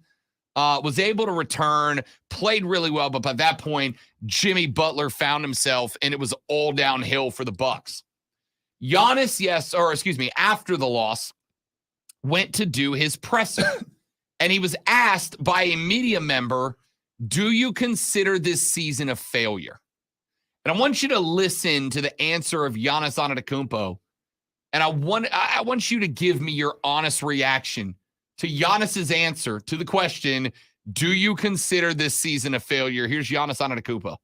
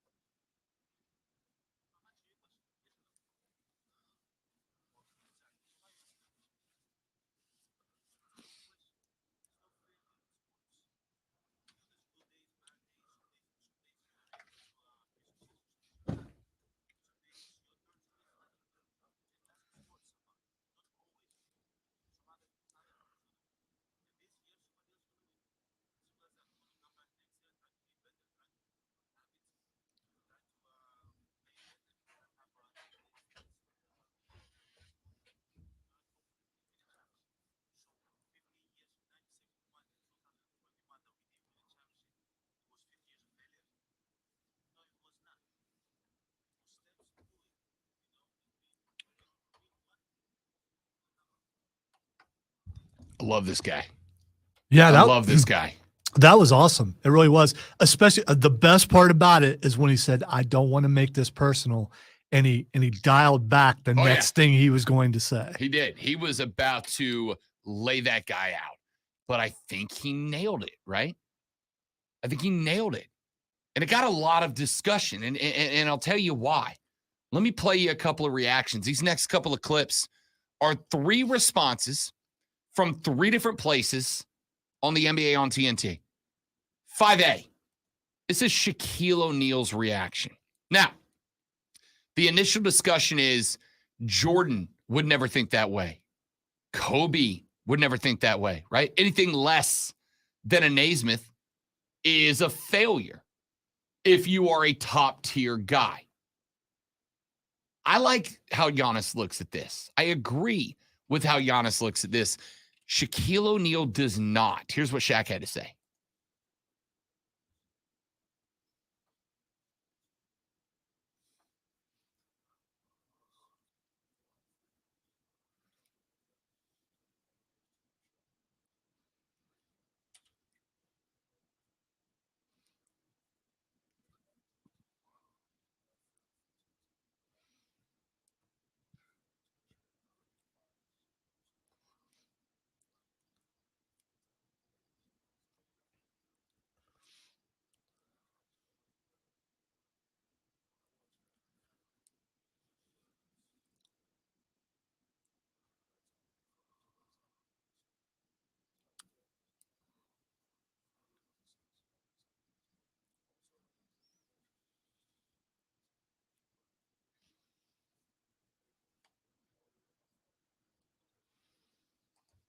So Shaq says Bird wouldn't think that way. Kobe wouldn't think that way. MJ wouldn't think that way. I didn't think that way, right? 19 seasons in the league for Shaq. He won 4 rings. And he said the other 15 times I failed. Yeah, but I mean, that means a lot of great players fail a hell of a lot more than they don't, right? I don't consider it a failure. I mean, it is a failure. Is his comparison because he actually won 4 championships? There are other people out there, including one I'm sure that's coming up in a moment, who never won a championship. So maybe that skews your perspective. I'm sure it does, right? I'm sure it does. To know the taste of Titletown versus to not ever reach the promised land might skew the perspective. And I get the concept of the goal of every NBA team on night number 1 is the same. Be the champs, right? Be the best. And you make moves, you practice, you play to win the game. I get it. But to look at it and go, if you are not number 1, you're last. Like, I get that guys like Kobe were there, but let's be honest. Kobe could have thought like Giannis and put in the same amount of work, done the exact same thing. It wasn't Kobe's mentality. It was Kobe's discipline that got it done, right? Chuck Barkley, clip 5B, took exception to what Shaq had to say. Here's how Chuck responded to it.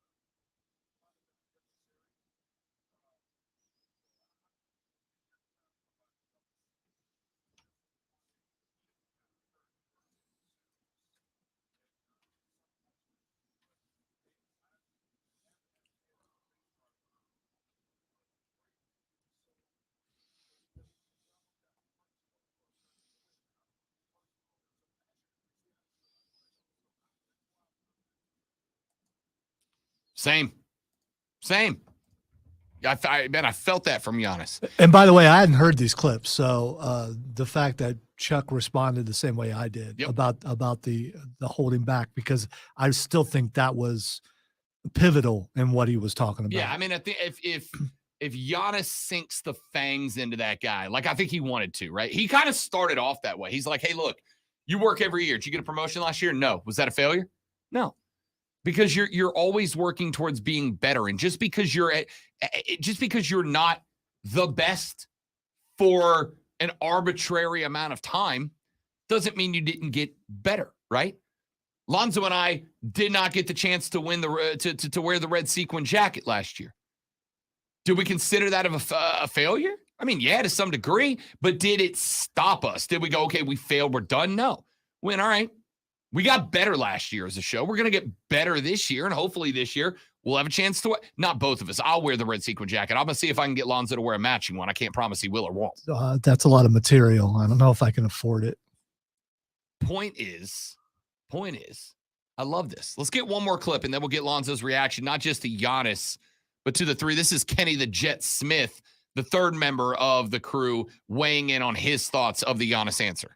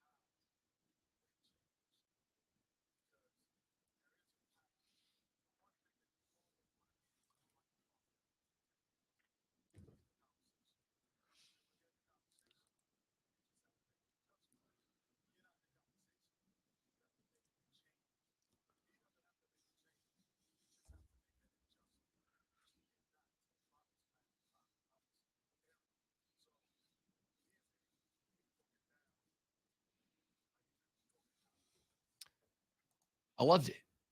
I loved Giannis's answer. I love Chuck's response to Shaq. I liked Kenny the Jet bringing some levity into that conversation. I think that Giannis, who without a doubt, right now today, if you ask me who the best player in the NBA is, it's Giannis Antetokounmpo. I think he's better than Bron today. I think he's better than Jalen and Jason. I think he's the best player in the league today.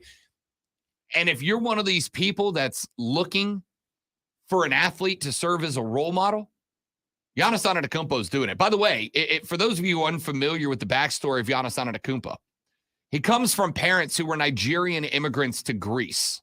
They got there looking for a better life. They had nothing at the time. Giannis and his brothers had to quite literally go down to where the relics of ancient Greece are and try to peddle sunglasses, cheap knockoff sunglasses to tourists to try to make money to feed the fam, right? And Giannis went through that for years before he got discovered and became the best basketball player on planet Earth.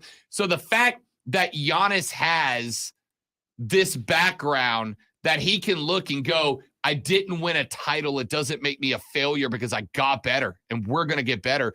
If you are one of the people who gets very frustrated because, these guys aren't athletes, they're not role models for my kids.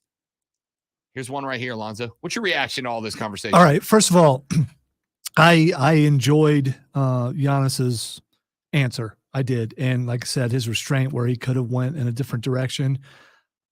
But I think I'm more with Shaq. And I don't want to be. I don't want to be. You talked about Star Awards last year. I have won one to multiple awards, been a part of winning one to multiple awards for almost a decade.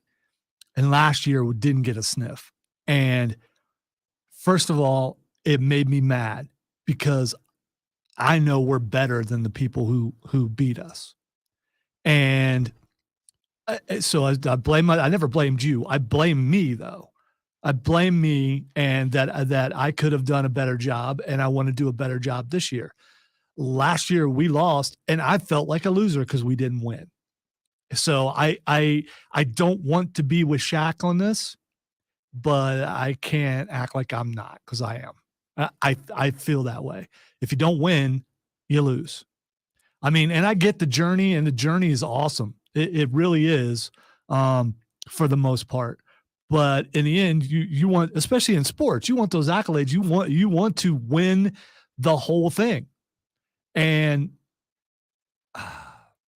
I'm sure there's a good portion of those athletes who think we didn't get it done. I got to do something to make it happen next year. We lost. Not necessarily I'm a loser, but the team is a loser.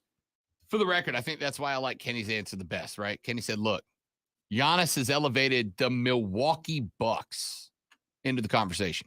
If you'd have told me 5 years ago the Milwaukee Bucks were going to be a frequent contender in the NBA Finals, I'd have called you a lunatic, right?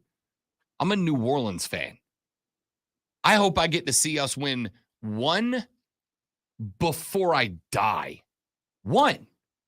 I've got no grand illusion that my small market basketball team, even with Zion, is going to be a team that's put together to contend for 5, 6, 7, 8 years in a row. And the Bucks are there because of Giannis. Like Kenny said, you got to get in the conversation. Once you're in the conversation, you make adjustments. When you're not in the conversation, you make changes. Lonzo and I last year, we weren't in the conversation, right? It's not like we got called there and we got beat. We weren't even in the conversation. We made some changes.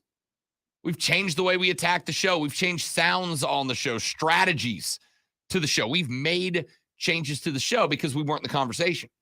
Do I feel like a loser? Yeah, I mean, technically speaking, in that we lost. But I also feel like we've made the show better since then. And I think that's kind of what Giannis is driving at here. If you consider it a fail, to me, you're a failure when you quit, right? You're not a failure until you go, I can't do it, I'm done. That's when you're a failure. Failure for me would have been not winning that award last year and coming in here and going, all right, well, I guess it just is what it is now, right? And just doing the same show. That's failure. Failure is quitting. You think Giannis Antetokounmpo is not going to come out of the gate hot next year with a little something to prove? Makes adjustments, not changes. And I love that. I think if you are one of the people that has been clamoring for an athlete that can serve as a role model, Giannis Antetokounmpo is that guy. Giannis is that guy. All right, Texture says, Rob, my man, that's a great response from Giannis. Yes, it is. I agree. Texture says, Giannis just gave a masterclass on seeing the forest through the trees. Absolutely correct. I could not agree with that more. That was a masterclass on looking at the bigger picture, right? Like I said, I hung, for those of you that don't watch the stream, hanging right over there is a red sequin jacket. I got that jacket last year with every intent of wearing it up on stage to pick up our award. We didn't get there. Did I consider that a failure? Yes, in that we had a goal of win another piece of trophy. We didn't do it. We failed at that. Do I consider the show a failure? No, not at all. I don't consider the show a failure at all. I consider that a growing moment. We failed to win the hardware last year. It has made me work harder this year to give you guys a better show, to give us more material to submit so that we don't lose again. Texas says, Giannis is wrong. It is a failure. We fail all the time. It's part of life. Doesn't mean you are a failure or your career is. But if you don't hit your ultimate goal, it is a failure. Yeah, like I said, one of the things that myself and Lonzo and Captain America Chris Evans down the hall have all the time are arguments about semantics, right? Arguments about, well, this word used in this way means this versus that, etc. Is it a failure? Semantically speaking, yeah, it's failure. Your goal, like everybody else's goal, is to win a title. And if you don't win a title, then you failed at your ultimate objective. But man, as a life philosophy, this is great. Kobe failed more than he won. Michael failed more than he won, right? Giannis pointed that out. How many seasons did Jordan not win a title? More than he did. Do any of us consider Michael Jordan a failure? No. Most of us consider Michael Jordan no worse than the second greatest basketball player of all time. I'm not trying to make the point that you should be happy with losing. I'm not trying to make the point you should accept losing. I'm making the point that the best athletes aren't the ones who go out there and lose their mind with the Mamba mentality. That's not the argument. The argument for me is that the best athletes are the ones that go, yeah, we failed at our goal, but our next goal between now and the next time the ball gets bounced is to get better, is to be better, is to make the guys better around me. And Giannis Antetokounmpo has been doing that since the day he showed up in Milwaukee. And there's something to be said for that. If you have called or texted this show or any other show, like how many times have I said to y'all on these radio waves, on this stream, athletes are not role models. It is not their job to be role models. It is not the job of Giannis or Kobe or anybody else to provide your kids with a role model. That's your job as a parent. But that does not mean there are no athletes that are worth discussing in that role. And Giannis Antetokounmpo is in that group. Giannis Antetokounmpo is in the group of people that I would say, look at that, listen to that answer. That guy gets it. That guy understands it. I love that answer. I love the breakdown from Chuck. I like the breakdown from Kenny. I understand the mentality of Shaq. Yes. When we got informed last year that we would not be going to Columbia and I would not get to wear that red jacket, I felt like a loser. 100%. No doubt. But do I consider myself a loser? Do I consider me a failure? Do I consider us a failure? Do I consider this show a failure? Not a little bit. We failed at one thing. Was last year a failure? No. Because Lonzo and I came out of last year better than we went into it. And I think there's something to be said for that. Ladies and gentlemen, we're back after this on the Rob Brown Show with the Fan Upstate.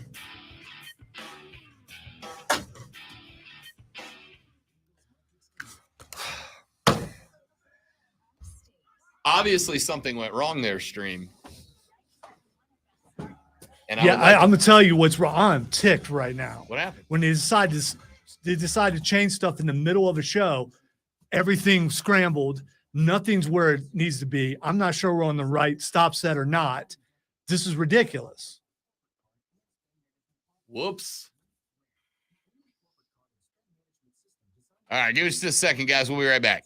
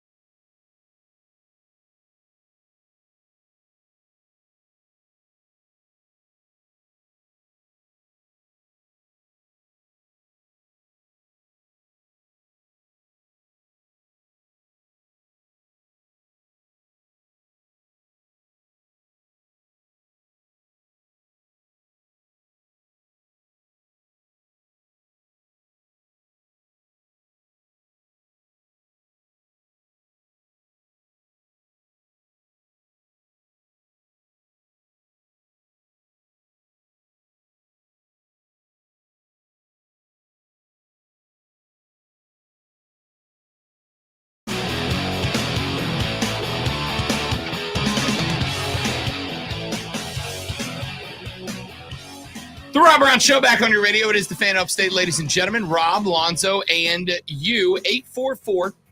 844-326-3663. That is the number. if you'd like to be a part of the radio broadcast, it is the GilstratFamilyDealerships.com phone line. You can text us at 71307. Start your text with FAN, F-A-N, FAN, F-A-N. We'll read them on the air. Top 10 picks. Carolina takes Bryce Young. Houston goes with C.J. Stroud at number 2. So they did believe that he was worth the move.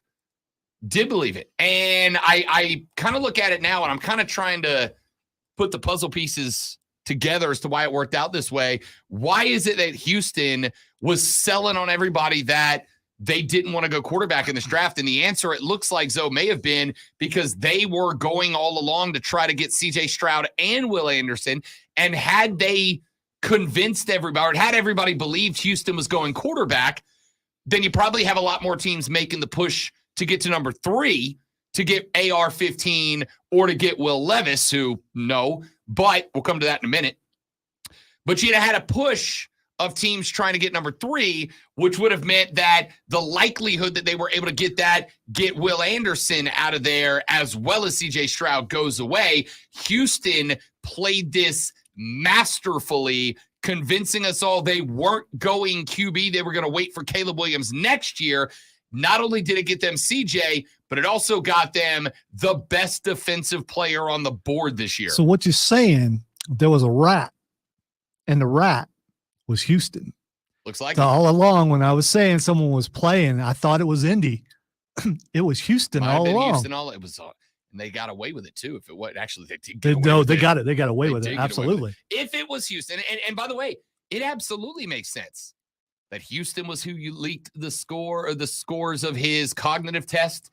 It makes sense that Houston was trying to get everybody out on CJ so that nobody made the trade with Arizona so that they could get that deal done in the 11th hour. And again, score not only CJ Stroud, but the best defensive player on the board, Will Anderson, as well. Masterclass from the Houston Texans on how to operate going into this thing. That was a phenomenal poker bluff from the Texans, if that's what happened. Colts take AR-15 at number 4. Seattle gets Devin Witherspoon, the best corner in the draft out of Illinois. Arizona goes Paris Johnson, the tackle from Ohio State. The Raiders take Tyree Wilson at 7. The Falcons go Bijan Robinson, a running back, at 8. We'll talk about that when we come back. Rob Alonso and you on the Rob Brown Show in the Fan Upstate.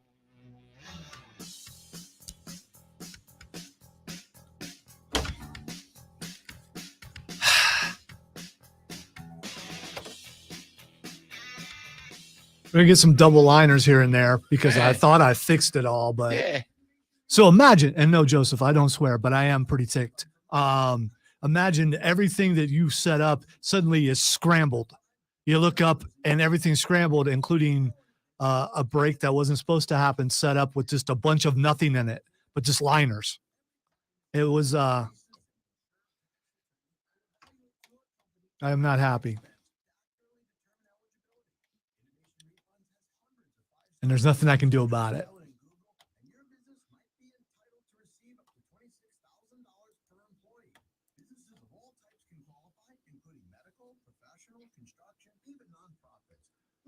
It's equivalent of, hey, I wonder what happens if I push this button and someone pushed that button, but you didn't know they pushed that button till you just happen to look at the screen and go, oh no.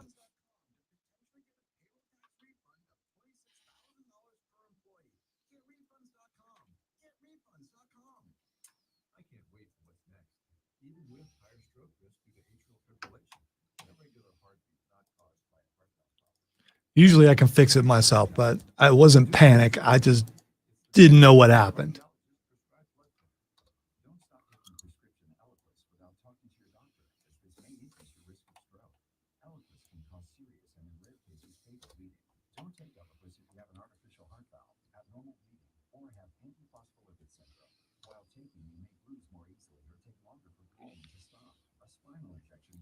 All right, Kevin, you're consoling me. That scares me.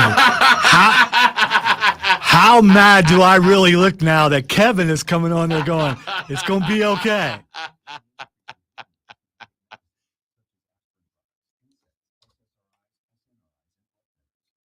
By the way, I'm going to pat myself on the back because that was a hell of a stall job from RB3. Well, you are a broadcast professional. I am a so that's what broadcast we come to professional. expect from Not the best one in the state, but a broadcast professional. that year's over, man. It's not over until we get it back.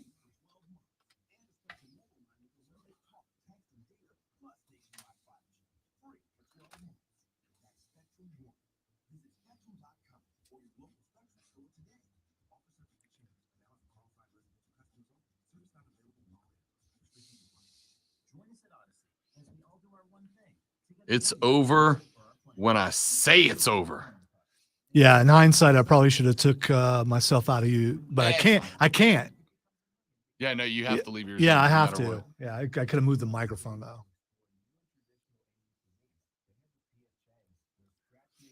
Thank you, Kevin. Getting back to yourself. I appreciate that. Getting back to you. Now everything's normal again.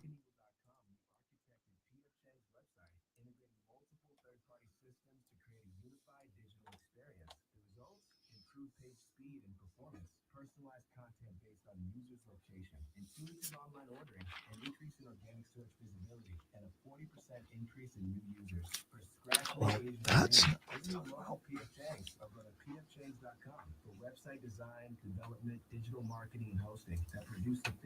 Kevin would like the details on the air supply show. that's why I said he's back to being Kevin. Right, but are you going to fill him in on the deets? You're going to the show. I'm not going to the show. Well, I might be going to the show. I don't know. Lonzo's having a day right now. Let's leave the Lonzo air supply jokes off the table for a little Oh while. no, you. I mean, have at it. I mean, whatever. I don't, Luke. I do not.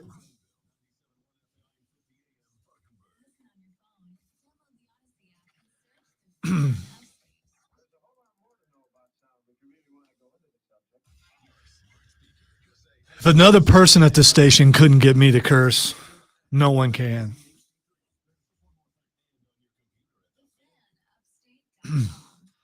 Where I live in Great Court, I could and have done that, Kevin.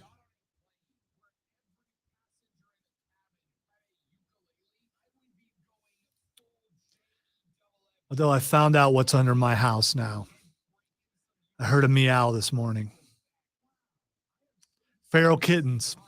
Oh, like a kitten meow. Yes. Oh, man. I've had to go under there and get feral kittens before.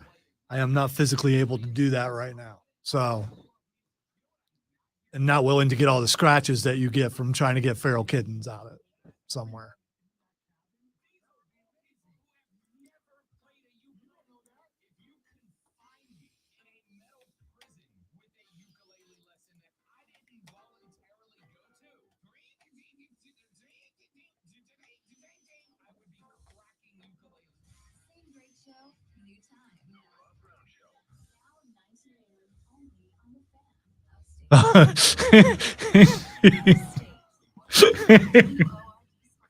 I didn't have a chance to talk to you. I'm sorry.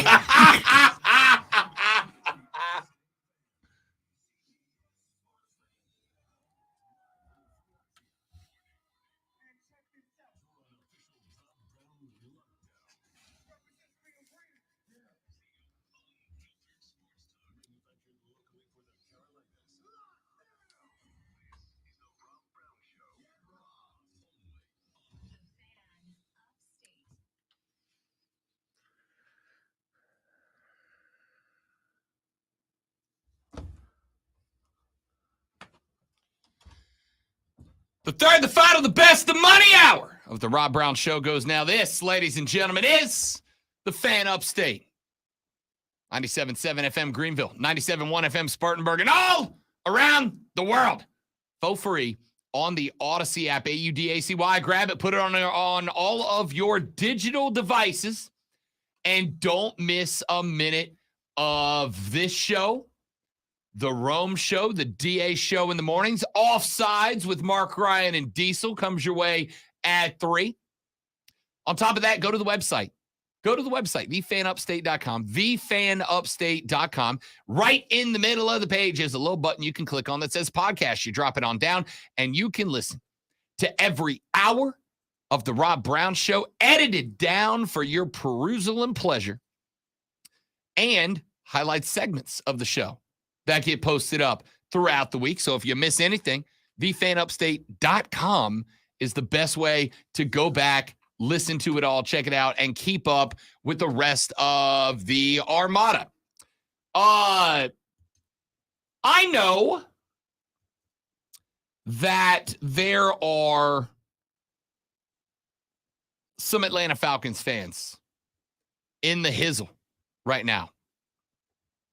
I know that you're out there, ATL fans. Quick question. How we feeling? How we feeling about the pick? Atlanta sitting there at number 8 last night. On the board was Jalen Carter out of Georgia. On the board was Lucas Van Ness, his girlfriend, and his dad out of Iowa.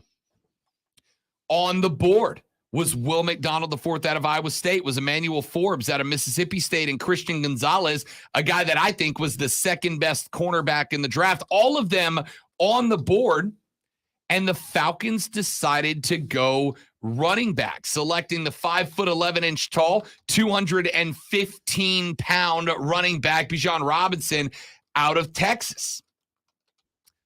Now, on one hand of the argument, Bijan Robinson is probably the best running back to jump into the draft since Saquon back in 2018. He is patient. He is instinctive. He has a knack for balance during and through contact. He's not a guy that's going to go down to the first shot. He's difficult to get on the ground. He's not an excellent pass catcher, but he's very reliable. Phenomenal body control to be able to contort to where the ball is going to be coming from. I like this guy a lot. But Atlanta has Tyler Algier on the roster, a 2022 fifth-round pick. They have Cordero Patterson on the roster. 17-30 between the two of them last year. Running back was not a big need. I very much believe that taking running backs early in the first round is a mistake, even when they are the best in the game. It's not going to say Bijan Robinson's going to have the same struggle with injuries that Saquon has so far, but Saquon's been good for the G-men. First-round pick production? Question mark. I hate narratives like this, and I'm sure the owners could care less about the narrative that's been written about running backs. If you feel like that's the guy you want, go get him. Who cares what anyone else says about it? And as far as Atlanta goes, I think that shows confidence, the confidence they have in their quarterback. And Brandon on the stream is talking about how many defensive guys they picked up as free agents. So, I mean, you see a guy like this, do they have a second-round pick? Do they have when's their next pick? So sometimes a guy that you won't be able to get, that you shouldn't get to the second round, is only available to you in the first round, and you go ahead and get them because you don't think they'll be there later. I don't have a problem with it, and I don't devalue running backs like everybody else does. I don't devalue running backs. They're wildly important in the National Football League. I'm not arguing with that. And Atlanta's got their next crack at the board coming, pick number 13 tonight in the second round. I was going to say, you and I screamed at the top of our lungs all last year about the Panthers needing to run the ball. Yeah. I mean, that's how important running the ball is. And if you see a guy you think is going to help you a lot, I don't have a problem with because it's a gamble. No matter who you pick, go for the guy you think is going to help you right away. And a running back you can throw in right there right away. He's a day one ready guy. All right. And as Brandon just pointed out, this lets Patterson move back to his wide receiver in his slot position, right?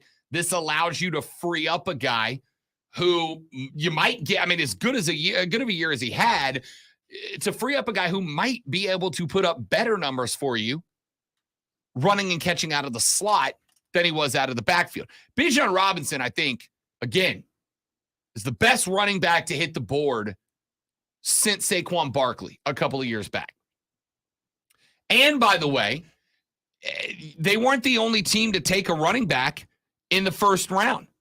We also saw the kid out of Alabama, Jahmyr Gibbs. He came off the board to the Detroit Lions at number 12. Detroit traded back. They got to 12. They picked up Jahmyr Gibbs, a home run hitter of a running back. Jahmyr Gibbs is a big play back. He does not have the physical prowess that Bijan Robinson has, but he's going to make you miss a lot more frequently. Bijan's the guy that's going to welcome contact and then try to power through it. Scratch that. Jahmyr Gibbs is the type of cat that's going to get into space and he's going to hit that B button and try to make you look silly.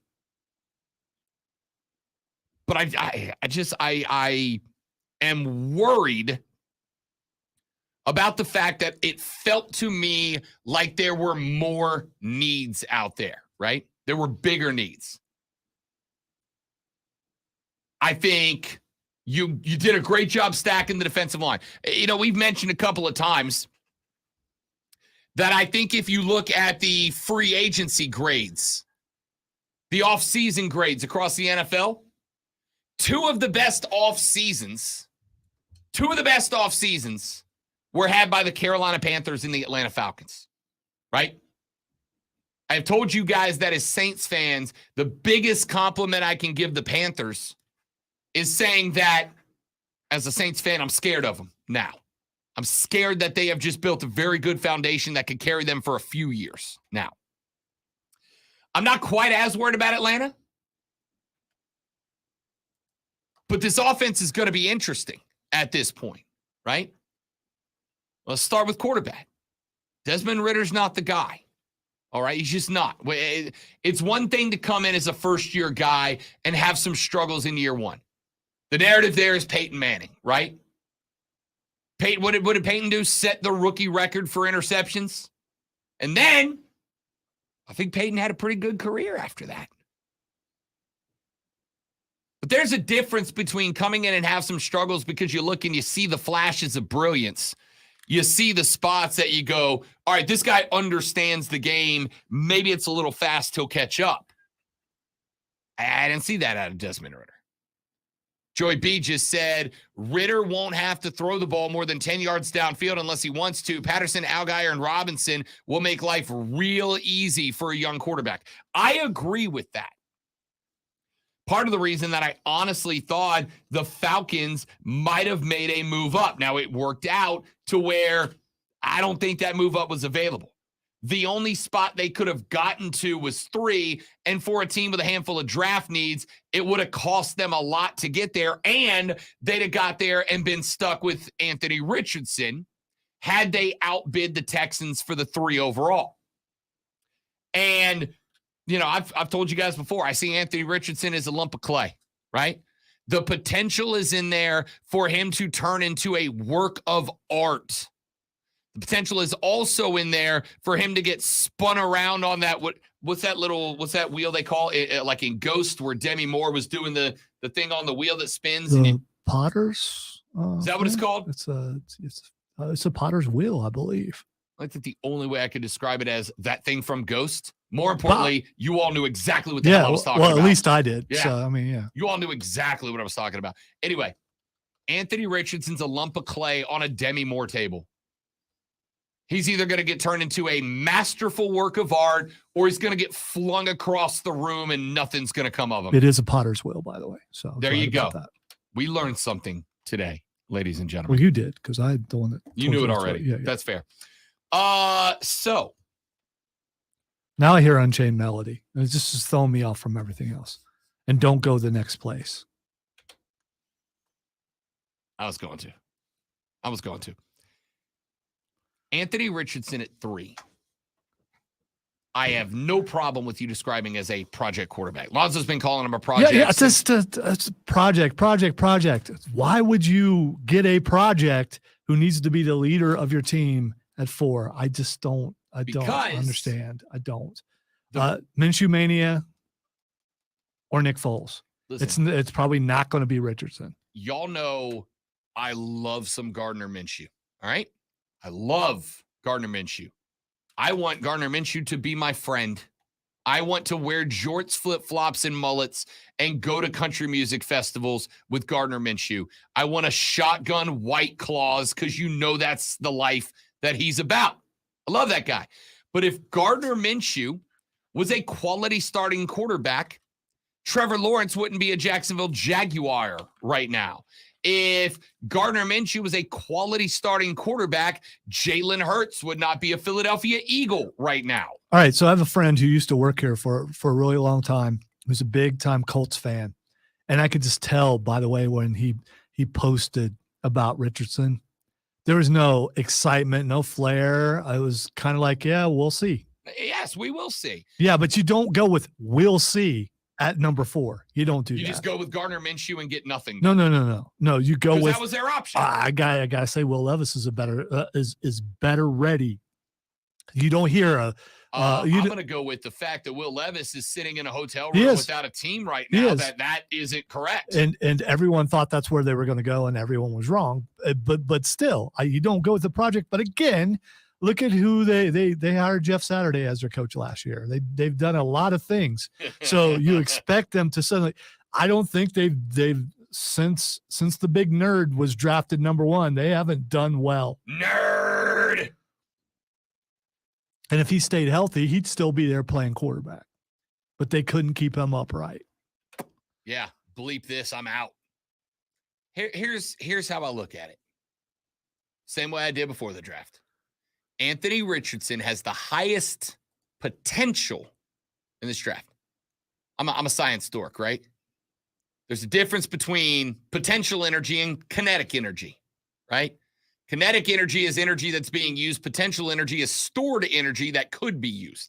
If you take a spring and you stretch it out, it is full of potential energy as long as you're holding it. The energy in there to snap that spring back is there. That's Anthony Richardson, man. Full of potential energy. The key is, can you unlock it? CJ Stroud, Bryce Young, they're full of kinetic energy. We've seen what they can do. They've succeeded with what they can do. We've seen it work out on the field. The Colts are looking at the kinetic energy, the potential energy of Anthony Richardson and going, if we can unlock this guy could be a nuke.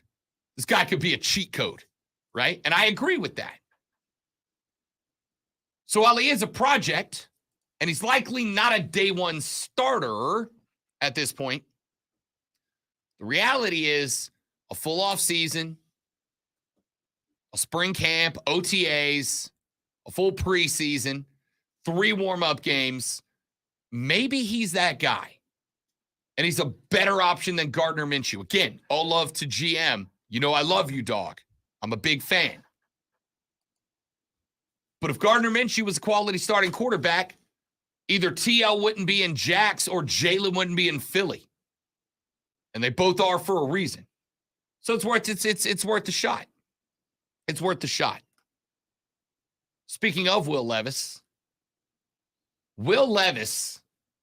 provided us on, what day was it, Zoe? Monday or Tuesday? One of the most entertaining 25 minutes of radio in recent memory. Because in the middle of our show, dead center middle of our show, we start getting texts and tweets and emails from people going, Rob, what the hell's going on? What is happening right now? Because Will Levis went from plus 4,000 to plus 400 to be the number 1 overall pick to Carolina. And what ended up happening after that? Will Levis is sitting in a Holiday Inn right now. Everybody got, including Will. Yeah. Everybody got. Will Levis not only doesn't go number 1 overall, he doesn't get drafted in the first round. Anthony Richardson, CJ Stroud, and Bryce Young were all off the board by 4, as I predicted they would be. Will Levis didn't come off the board at all. And the fact that he's not off the board at all leads me to believe, Zoe, he might drop to the end of round 2. We might not hear Will Levis's name tonight. I mean, if we do hear it, it'll be at the end because we got round, 2 and 3 tonight. Yeah, James has a good point. Hope no one lost money over some dude on Reddit. which is what I was saying from the beginning. So someone on Reddit said this, and suddenly his odds changed. Like I said, The power of the internet. I cannot accept that. You're the one that told us it was from Reddit. So. Started with a Reddit post. But like I said, I can't accept that the Vegas books went to the power of 1,004 times changed the odds on a single Reddit post. There had to be more than that. Now, could it also be chalked up to Houston? Is there some world in which Houston wanted teams to think that Will Levis was going to pop up? I can't imagine so, because then that increases the odds somebody goes to Arizona, decreases the odds that they get a good deal to move back and get, or I guess move in and get not just their guy at QB, but the best D lineman, well, best D player of all on the board. So could that have come from, I don't know. I don't know what team would have benefited from Will Levis being considered a number one. I don't know where it came from. It was just very interesting. That being said, let me get a soundbite in here, Zoe, because we talked about it earlier. And you said that you picked up off of Will Levis. If a picture is worth 1,000 words, a movie's worth 1,000,000. You said you picked up a little bit of what did you say Will Levis had? Arrogance In the room. It's a very interesting word. Clip number 3, Lonzo, is Todd McShay, ESPN draft analyst. He said he got some insight as to why Will Levis plummeted down the board. Here's what McShay said about Will Levis.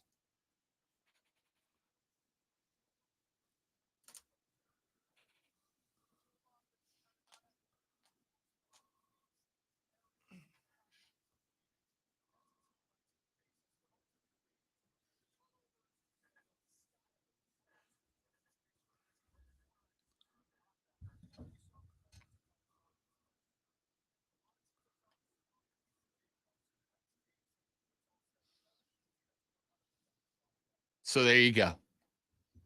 Lonzo said he felt arrogance off of Will Levis. Now, benefit of the doubt says, yeah, I'd be frustrated too, right? You saw your odds go to plus 400 to be the number one overall pick. You felt like it was a guarantee you were off the board by at least 6 or 7. And instead, you're the only guy in the green room getting into a cab, not a limo, because you ain't got a paycheck coming in yet. That's a expression more than a truth. Or you're the guy who really told that dude on Reddit, yeah, the Panthers, they already told me they're picking me number one. Yeah. Yeah. I mean, they didn't say it, but they said it. You know what I mean? Like body language. It was like some expressions they're totally taking me, bro. Look, I don't know that's what happened. I know Will Levis left the draft last night a very disappointed young man. And you heard McShay say right there that there were 2 elements to it. Number 1, there were some personality issues, arrogance. Number 2, the play style, because he does play a very physical quarterback. Remember, South Carolina's crack at Kentucky came this year without Will Levis playing because he got racked up 2 games before that and missed it with a foot injury. So the thought to me here, though, is that I don't think arrogance or attitude issues are that big of a deal. You know why I don't believe that? Because Jalen Carter got picked in the top 10. Jalen Carter, a guy that already had some question marks about his attitude, his personality, his life around him. Jalen Carter, who was drag racing other vehicles down a backwoods country highway outside of Athens, Georgia in the middle of the night, doing up over $120 on the MPH meter. Jalen Carter, who, again, I do the best I can to always give the benefit of the doubt. But at least around whom a fatal car accident where 2 people perished took place, and Jalen Carter was nowhere to be found after it happened, despite the fact that witnesses put him at the scene. My little brother is a criminal defense attorney, right? And he came on the stream. Remember the day, Zoe, after the investigation into Jalen Carter popped up? My little brother came in the stream, and he said, watch. 2 news cycles will go through. Jalen Carter gets picked top 10.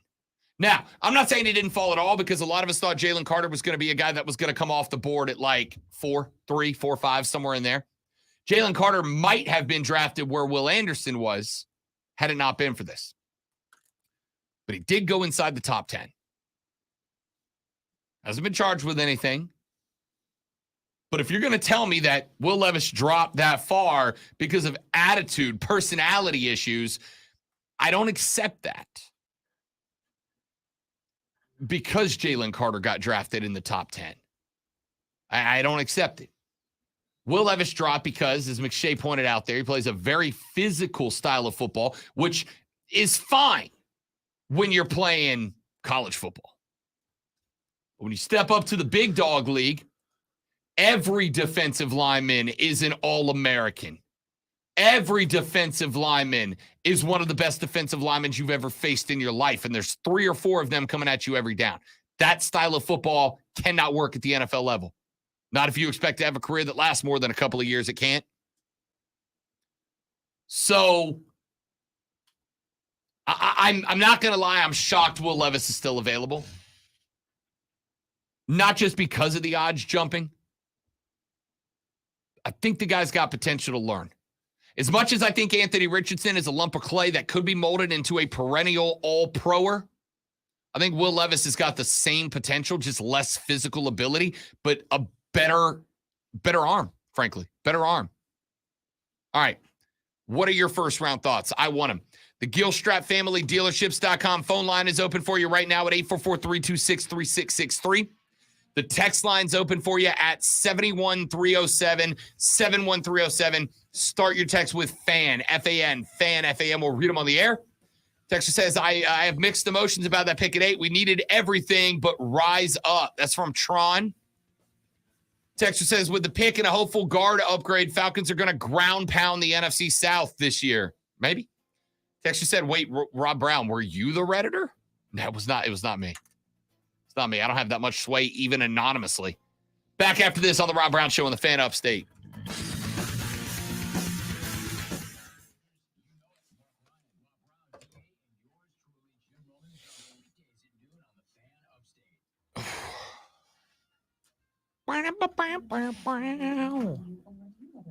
Here's the updates most trusted forecast on the Fan Upstate.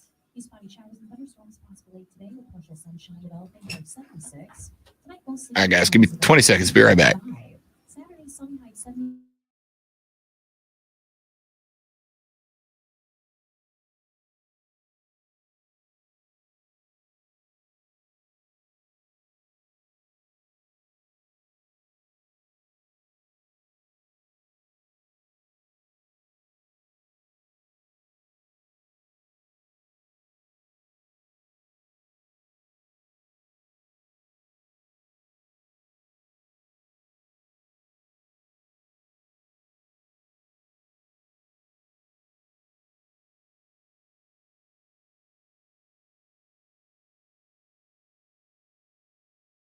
Out of Notre Dame.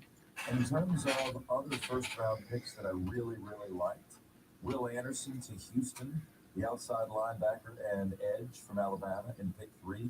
Best running back prospect in the last 10 years, Bijan Robinson to the Falcons, Atlanta at number 8. Clemson's own Brian Brzee to the Saints at number 29. I think he's going to be a better pro than he was a college player. And how about Nolan Smith? Now Philadelphia is simply stacking Georgia's best defensive players to create an unbelievable defense of their own. A great first round of the NFL draft. I'm Mark Ryan. Both sides with Mark Ryan this afternoon, 3 to 7 on the Fan Upstate. 97.7 FM Greenville, 87.1 FM Spartanburg. Yep, no, you're right, Joe. We're going to take a look at some of those. Did you know there's a generic form of Viagra that works just the same, but is 95% cheaper, and you can get it online? Just go to 4hims.com/joy. Through Hims, you'll get a free medical consultation, discreet shipping if prescribed, a 100% online process. And The Colts and the Panthers play each other this year. 5% off. That's right. Get generic for Viagra. So we get Anthony Richardson versus BY with Frank Reich involved. So that's going to be interesting. Do we? Yeah. No. Yeah. You can't guarantee that. You don't know Richardson's playing. His project, remember? Be willing to make the bet. To start your free online visit, you need to go to this exclusive address, forhims.com/joy. That's forhims.com/joy for your free online. My buddy in Pensacola got one of the D20 popcorn holders last night. And I told him that I would pay for his movie and snacks if he would go back and get me one. Go see it again and get me one. Or just go in there and get me one. He said there were people offering like $100 for one and they wouldn't sell them.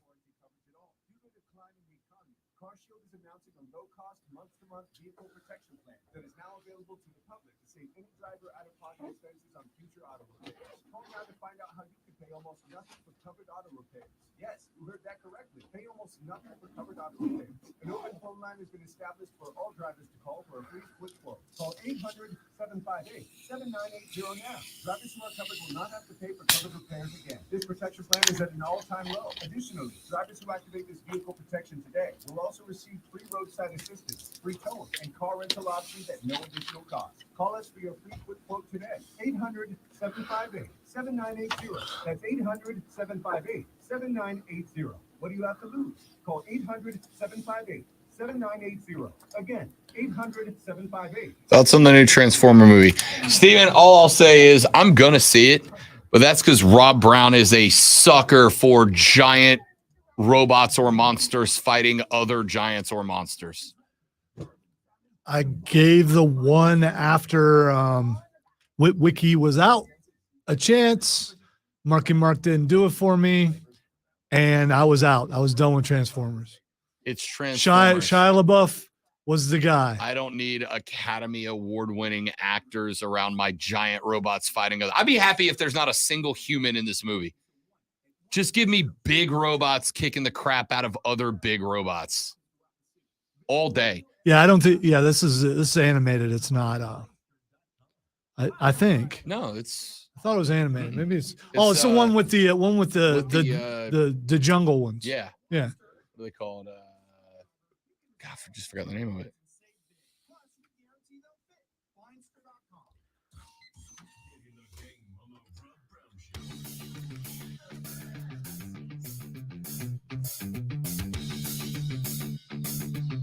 Robin Lonzo screaming through hour number 3 on the day after the draft. Give you some final thoughts on this whole thing. Number 1, the Eagles, if you don't mind the pick of Jalen Carter, had themselves a pretty good first day. They get Nolan Smith out of Georgia, a phenomenal edge rusher. They're going to pair him alongside Jalen Carter, defensive tackle. That side of the football is going to be dangerous for Philadelphia. Get to a Super Bowl one year and have maybe the best draft of the day. But Joey B put forward a nomination for best draft of the day. He said, how about the Seattle Seahawks? At number 5, they take Devin Witherspoon out of Illinois. The best cornerback in this class was Devin Witherspoon. But then they weren't done. Down at 20, they get Jackson Smith and Jigba, the wide receiver out of Ohio State. I love Pete Carroll paired up with Jackson Smith and Jigba and Geno Smith tossing the rock to him. I love that. Seattle had a sneaky good day. The Raiders get Tyree Wilson, the edge rusher out of Texas Tech at 7. I actually like that pick for Vegas. Tyree, remember, was one of the favorites to be selected second overall. Now, at this point, I think we can put to bed any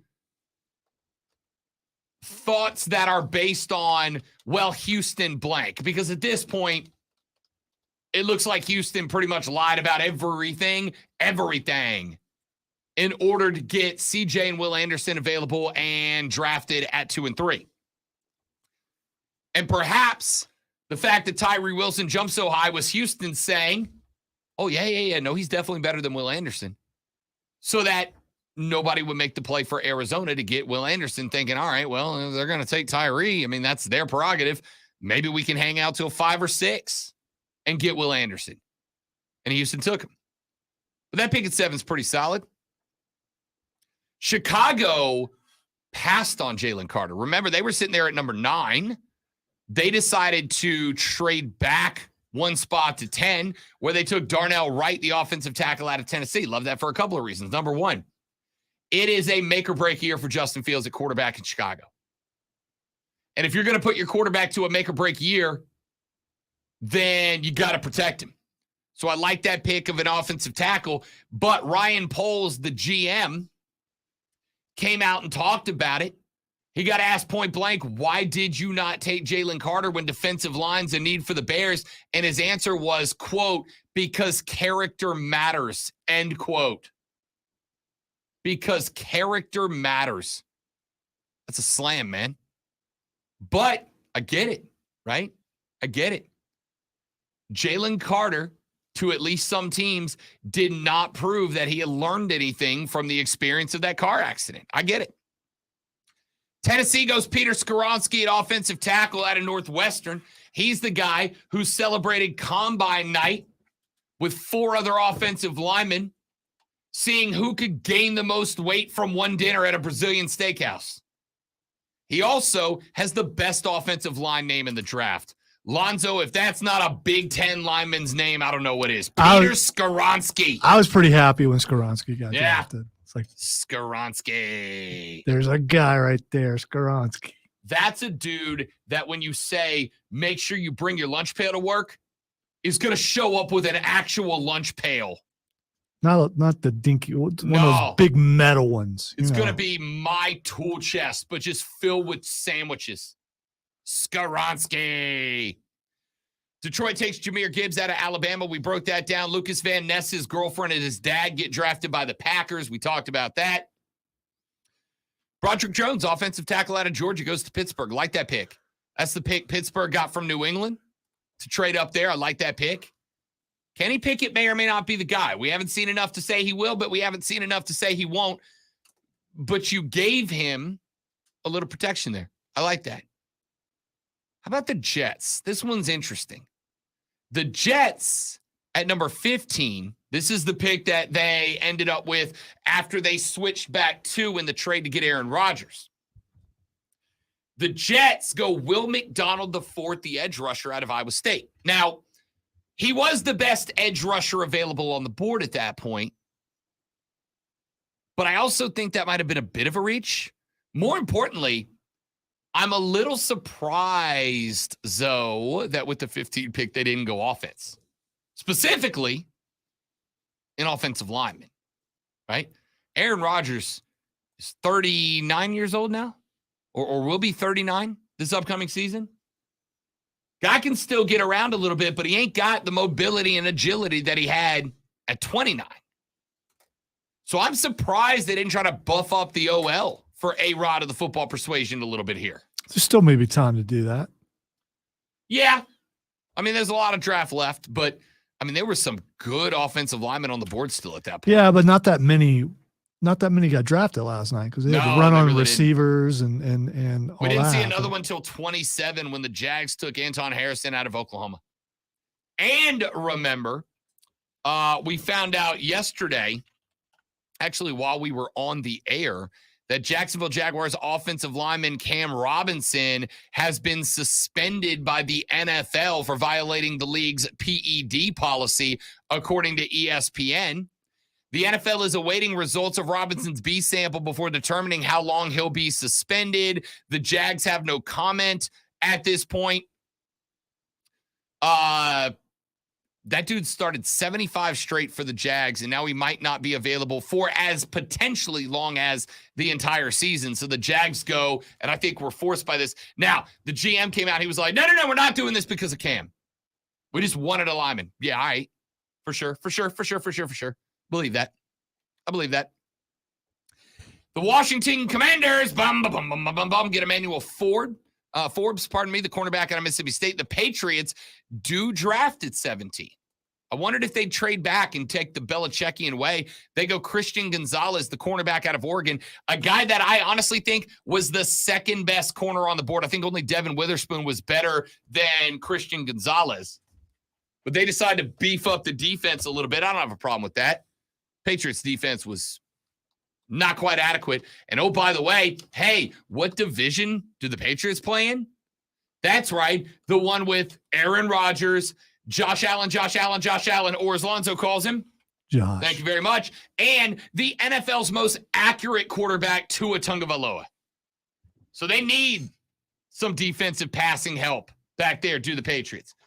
Detroit goes with Jack Campbell, the linebacker out of Iowa. Love that pick. Love that pick. Beef up the middle interior defense for Detroit. Tampa Bay goes Kalijah Cansey, defensive tackle out of Pitt. Maybe the second or third best defensive tackle on the board. He was a guy that the Saints were trying to make a move to trade up and get. They really liked him. So did Tampa Bay, taking him at 19. As we mentioned, Seattle goes Jackson Smith in Jigba, the wide receiver out of Ohio State at number 20. That's a hell of a pick there, Zoe. I thought Smith and Jigba might have gone up in the 15, 16 range. To get him at 20 for a team that needs to replace some of the receivers they've lost the last couple of years. Love that pick for Seattle. Yeah, I was. It's kind of mean, but I was hoping he would drop the 31. But that's just me. Any particular reason? 31 sounds like a good number. Good round number. Yeah. Close it out. Save the best for last. No particular reason. Why not? Chargers get Quentin Johnson, wide receiver out of TCU. That's one I like too. Justin Herbert now has a big threat. Like that pick. And then Baltimore. By the way, we now made it 2 hours and 38 minutes and have not mentioned the fact that Lamar Jackson got his fat contract. He's now the highest paid quarterback in the National Football League. What did I tell you? Baltimore was going to go, we'll give you Jalen's contract plus $1 million. I told you on, what day was it? Tuesday? You mean when you started your San Francisco stuff? Yep. Yeah. That Yep. thing? Yeah. When San Francisco got in, Don't believe they ever did. Never thought Lamar was going anywhere else. Oh, listen, I'm sure they made a phone call, right? Because here's the thing. If you're San Francisco, you're not so much banking on the trade itself. What you're banking on is that somebody from Lamar's camp is going to call you and go, dude, he's so unhappy in Baltimore that he will take a Jalen Hurts contract from you if you make the move, right? You don't have to give him Deshaun's whatever it was, $250 million guaranteed. He will take Jalen's contract plus $1 million just to get the hell out of Baltimore. But the call was Baltimore now knows what the market is. Jalen Hurts just played for a Super Bowl. He got the contract that he got. The market was rattled by Deshaun's contract, but it was not set by Deshaun's contract. The market was set by Jalen Hurts' contract. And so Jalen Hurts' contract gave Baltimore the target to aim for. And what did I tell you they were going to do? We'll give you Jalen's contract plus $1 million, and we got you Odell. And I would not be shocked to learn, Zoe, that Lamar went, bet, but draft me a receiver too. Because Baltimore had some needs, but they go Zay Flowers, the speedster out of BC. So now they got Odell, possession guy on one side, Zay, the speed guy on the other side, and Lamar's back. I'm going to tell you right now, we gave Lamar a hell of a lot of grief for being his own agent, Lonzo. Lamar came out of this thing all right. He really did. He's the highest paid quarterback by season in the National Football League. He has more guaranteed money than everybody not named Deshaun Watson, the outlier, the exception, not the rule. And he got Odell, and he got one of the top 2 wide receivers in the draft in Zay Flowers. We gave Lamar grief, but he did well in this contract negotiation. All that, then he's still not going to make it out of the first round. But out. I mean, we'll see. They got a better chance now than they did yesterday. I'll just say that. The AFC got better. Yeah, it did. Minnesota goes Jordan Addison, the wide receiver out of USC. Kind of an Adam Thielen pick there. They want to replace that guy. Not a big shock. Like that pick. The Giants go Deonte Banks, quarterback out of Maryland. Yeah, I like the pick. I thought Banks probably was going to end up closer toward the end of the first round, but that was the biggest need. The biggest need for the G-men is defend the pass. I like that pickup. Buffalo goes Dalton Kincaid, the tight end out of Utah. Love this too. Josh Allen, or Josh requires a tight end to play the style of ball that he plays. He's got to have a tight end because when he what do we talk about with Hayden Hurst? Hayden Hurst said, I'm going to be a young tight end's best friend. Josh Allen ain't a young quarterback, but tight ends are also the best friend of a mobile quarterback, a lateral quarterback. Because if you roll out and the DBs bail out and cover the deep route and you're getting aggressively rushed off the edge, a tight end is always going to be available over the middle. Let's say that you're a short quarterback. A tight end kind of stands out a little bit more than other guys. I'm just saying, especially if he just happens to have a bunch of red hair. Throw it to the big guy not wearing the 70s numbers. I like that. I really like that pickup for Buffalo and for Josh Allen, or Josh. Then a pair of Tigers come off the board, Lonzo. Cincinnati goes Miles Murphy, the outside edge rusher from Clemson, followed by your New Orleans Saints, taking Brian Bresee, the defensive tackle. Oh, my gosh. from Let's Clemson. celebrate 2 Clemson guys in a row. I mean. 2 first rounders? That's no, solid. no, it really is. But Solid. If you make something out of the fact that they went back to back, they just went back to back. Good for them. They're getting paid. Hopefully they do well in the league. So Cincinnati, who I think still needs to work on the offensive line, right? I think we all agree. I think Joe thinks that too. I think Joe thinks that a lot. Cincinnati's got to work on the offensive line, but Miles Murphy, this is lower than I thought Miles Murphy was going to go. I thought he was going to go late teens, early 20s. Cincinnati grabs him at 28. It's frankly shocking where Brian Bresee went, right? I went and looked at a couple of scout draft profiles when I found out that New Orleans was interested in going defensive tackle, and Bresee came up, and Bresee got a bunch of junk for injury, right? Except for the second time that he missed time this offseason. Do you remember what it was for? It was for a kidney infection. That is not an injury. That's bad luck.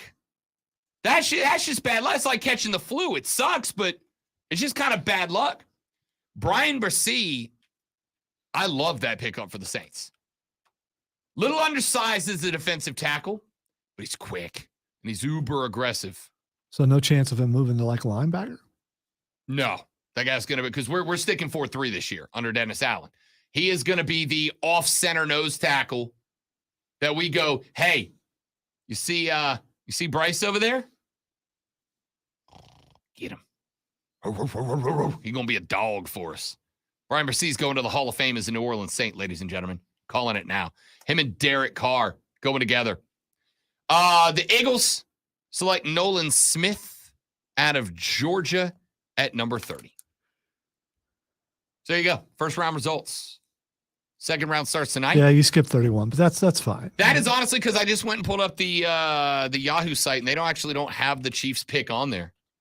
They got themselves a defensive guy, which is what they need to get. Felix Anaduke-Uzomah is the pick there Yeah, in the final draft of the I first was round. not going to try. I was not. I kind of was waiting to see if you were going to. Not me. Prospect player. Don't hate to pick prospect player. Defense, man. Anything to improve the defense. Played all 3 seasons at Kansas State, 20 and a half sacks, 97 tackles So- over 3 years, so 21 years old. There was negativity in your tone.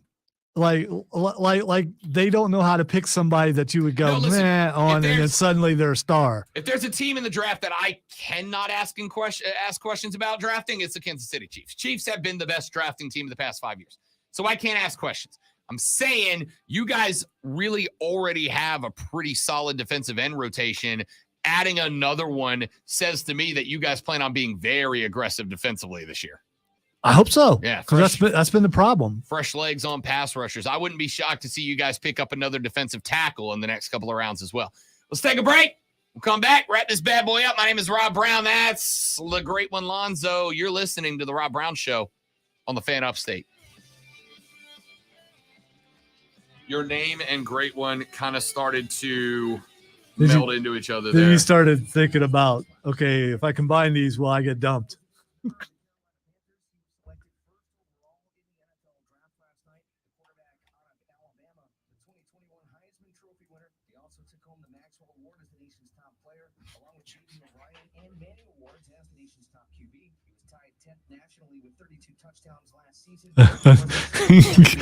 Wow, that's like serious headline there, James.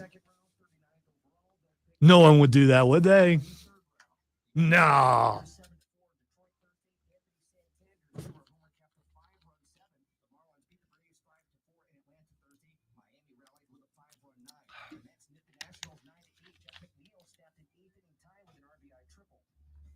You got to try to get out your own division, Kevin. Furman Paladin Sports all year long.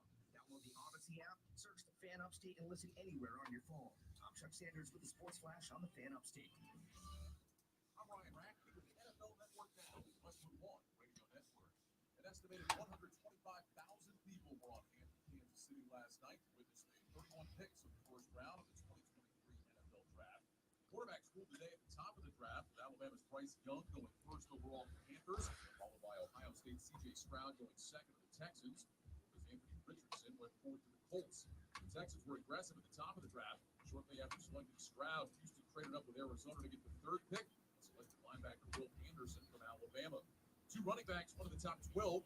Bijan Robinson of Texas went 8th to Atlanta. Alabama's Terry Gibbs went 12th to Detroit. They're the first running backs to go higher than 20 fluid. The Giants took Saquon Barkley second overall in 2018. Draft will continue with rounds 2 and 3 tonight from Kansas City. Pittsburgh Steelers kick off the festivities. They have the first pick in round 2. This has been NFL Network Now on the Westwood One Radio Network.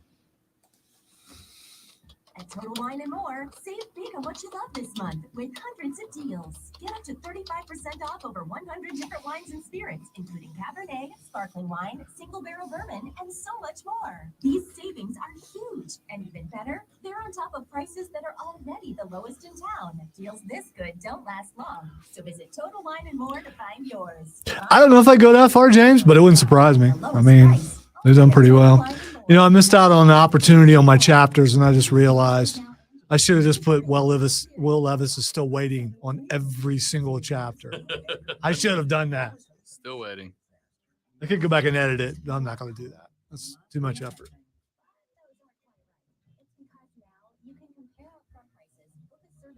He's going to go in round 2, right? Yeah, 100%. What if, like, Stetson Bennett goes ahead of him? Oh.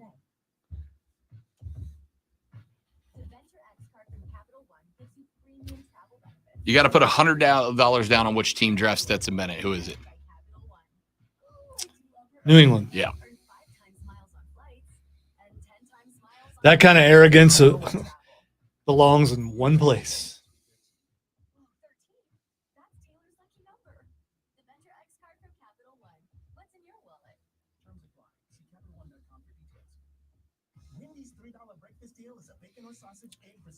I don't know, Stephen. Once it's approved, maybe we play it. Got to get the old proverbial thumbs up. Yeah, Denver would be another place, Hudson. I agree. Either Denver or New England. Denver's a good pick. Stetson Bennett's a winner. I don't know. He might punch Russell Wilson in the face. He really might, actually. Yeah, it wouldn't be. He really might.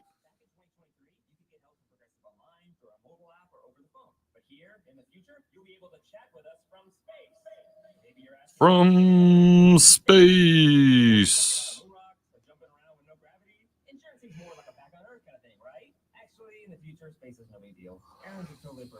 Pigs in space. Philadelphia does look like UGA North. You are exactly right, Keegan. Remember when Raiders were Clemson West? They probably still are. Probably still have all those guys playing for the Raiders. When John Gruden said, Clemson, yep. Clemson. Yep.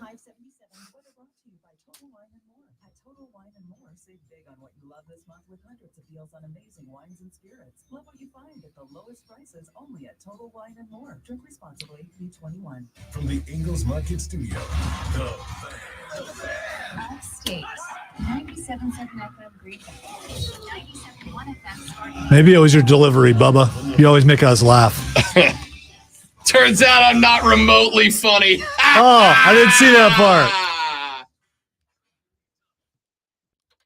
All right, time for Twitter trending topics. Yeah, me too.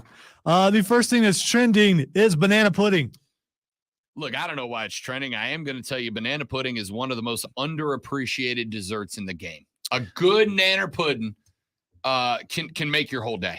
You know, and I saw it was trending, and I realized I haven't had banana pudding in a while. Man. I love the banana. Do you like peanut butter in your banana pudding or not? Honestly, never had it. Yeah, I think it's good either way. I think I would. But you got to go with the Nanners and the Nilla wafers, right? And it got to be the straight up Nilla wafers. Yeah. It can't be the generic. Don't give me the knockoffs. Yeah. There's a few things in life I spend good money on: sunglasses, shoes, suits, cookies. All right. So my understanding, banana pudding is trending because people have asked which one you pick in between banana pudding or peach cobbler.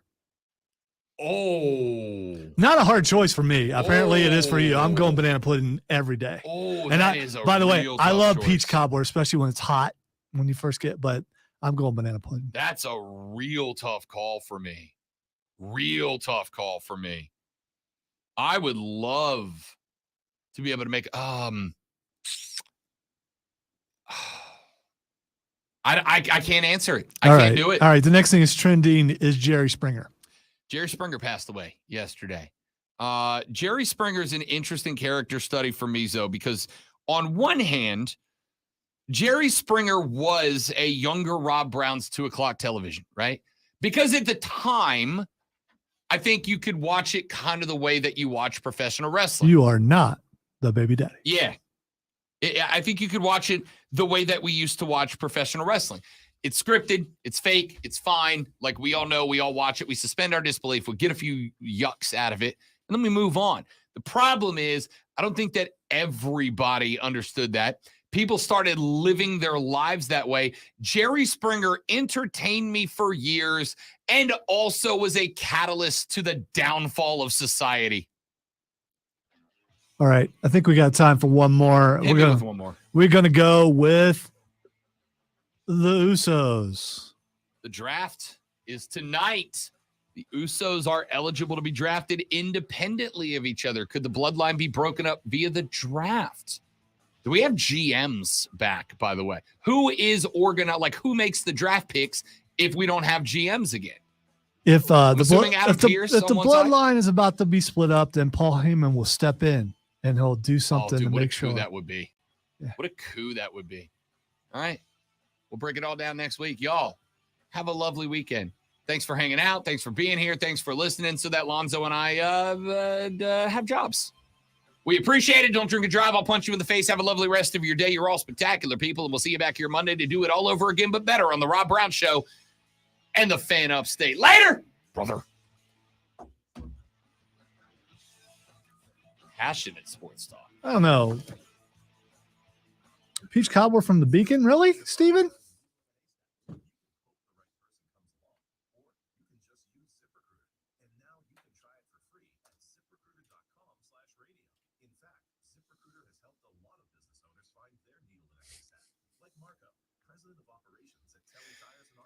Bubba bringing fire with the dad jokes at the end. I respect it. I respect it. The Beacon's peach cobbler is perfection in a pan. Trust me, I'm a sturdy guy. Sturdy boys roll together. Literally. I might try the peach cobbler at the Beacon. I might have to do it.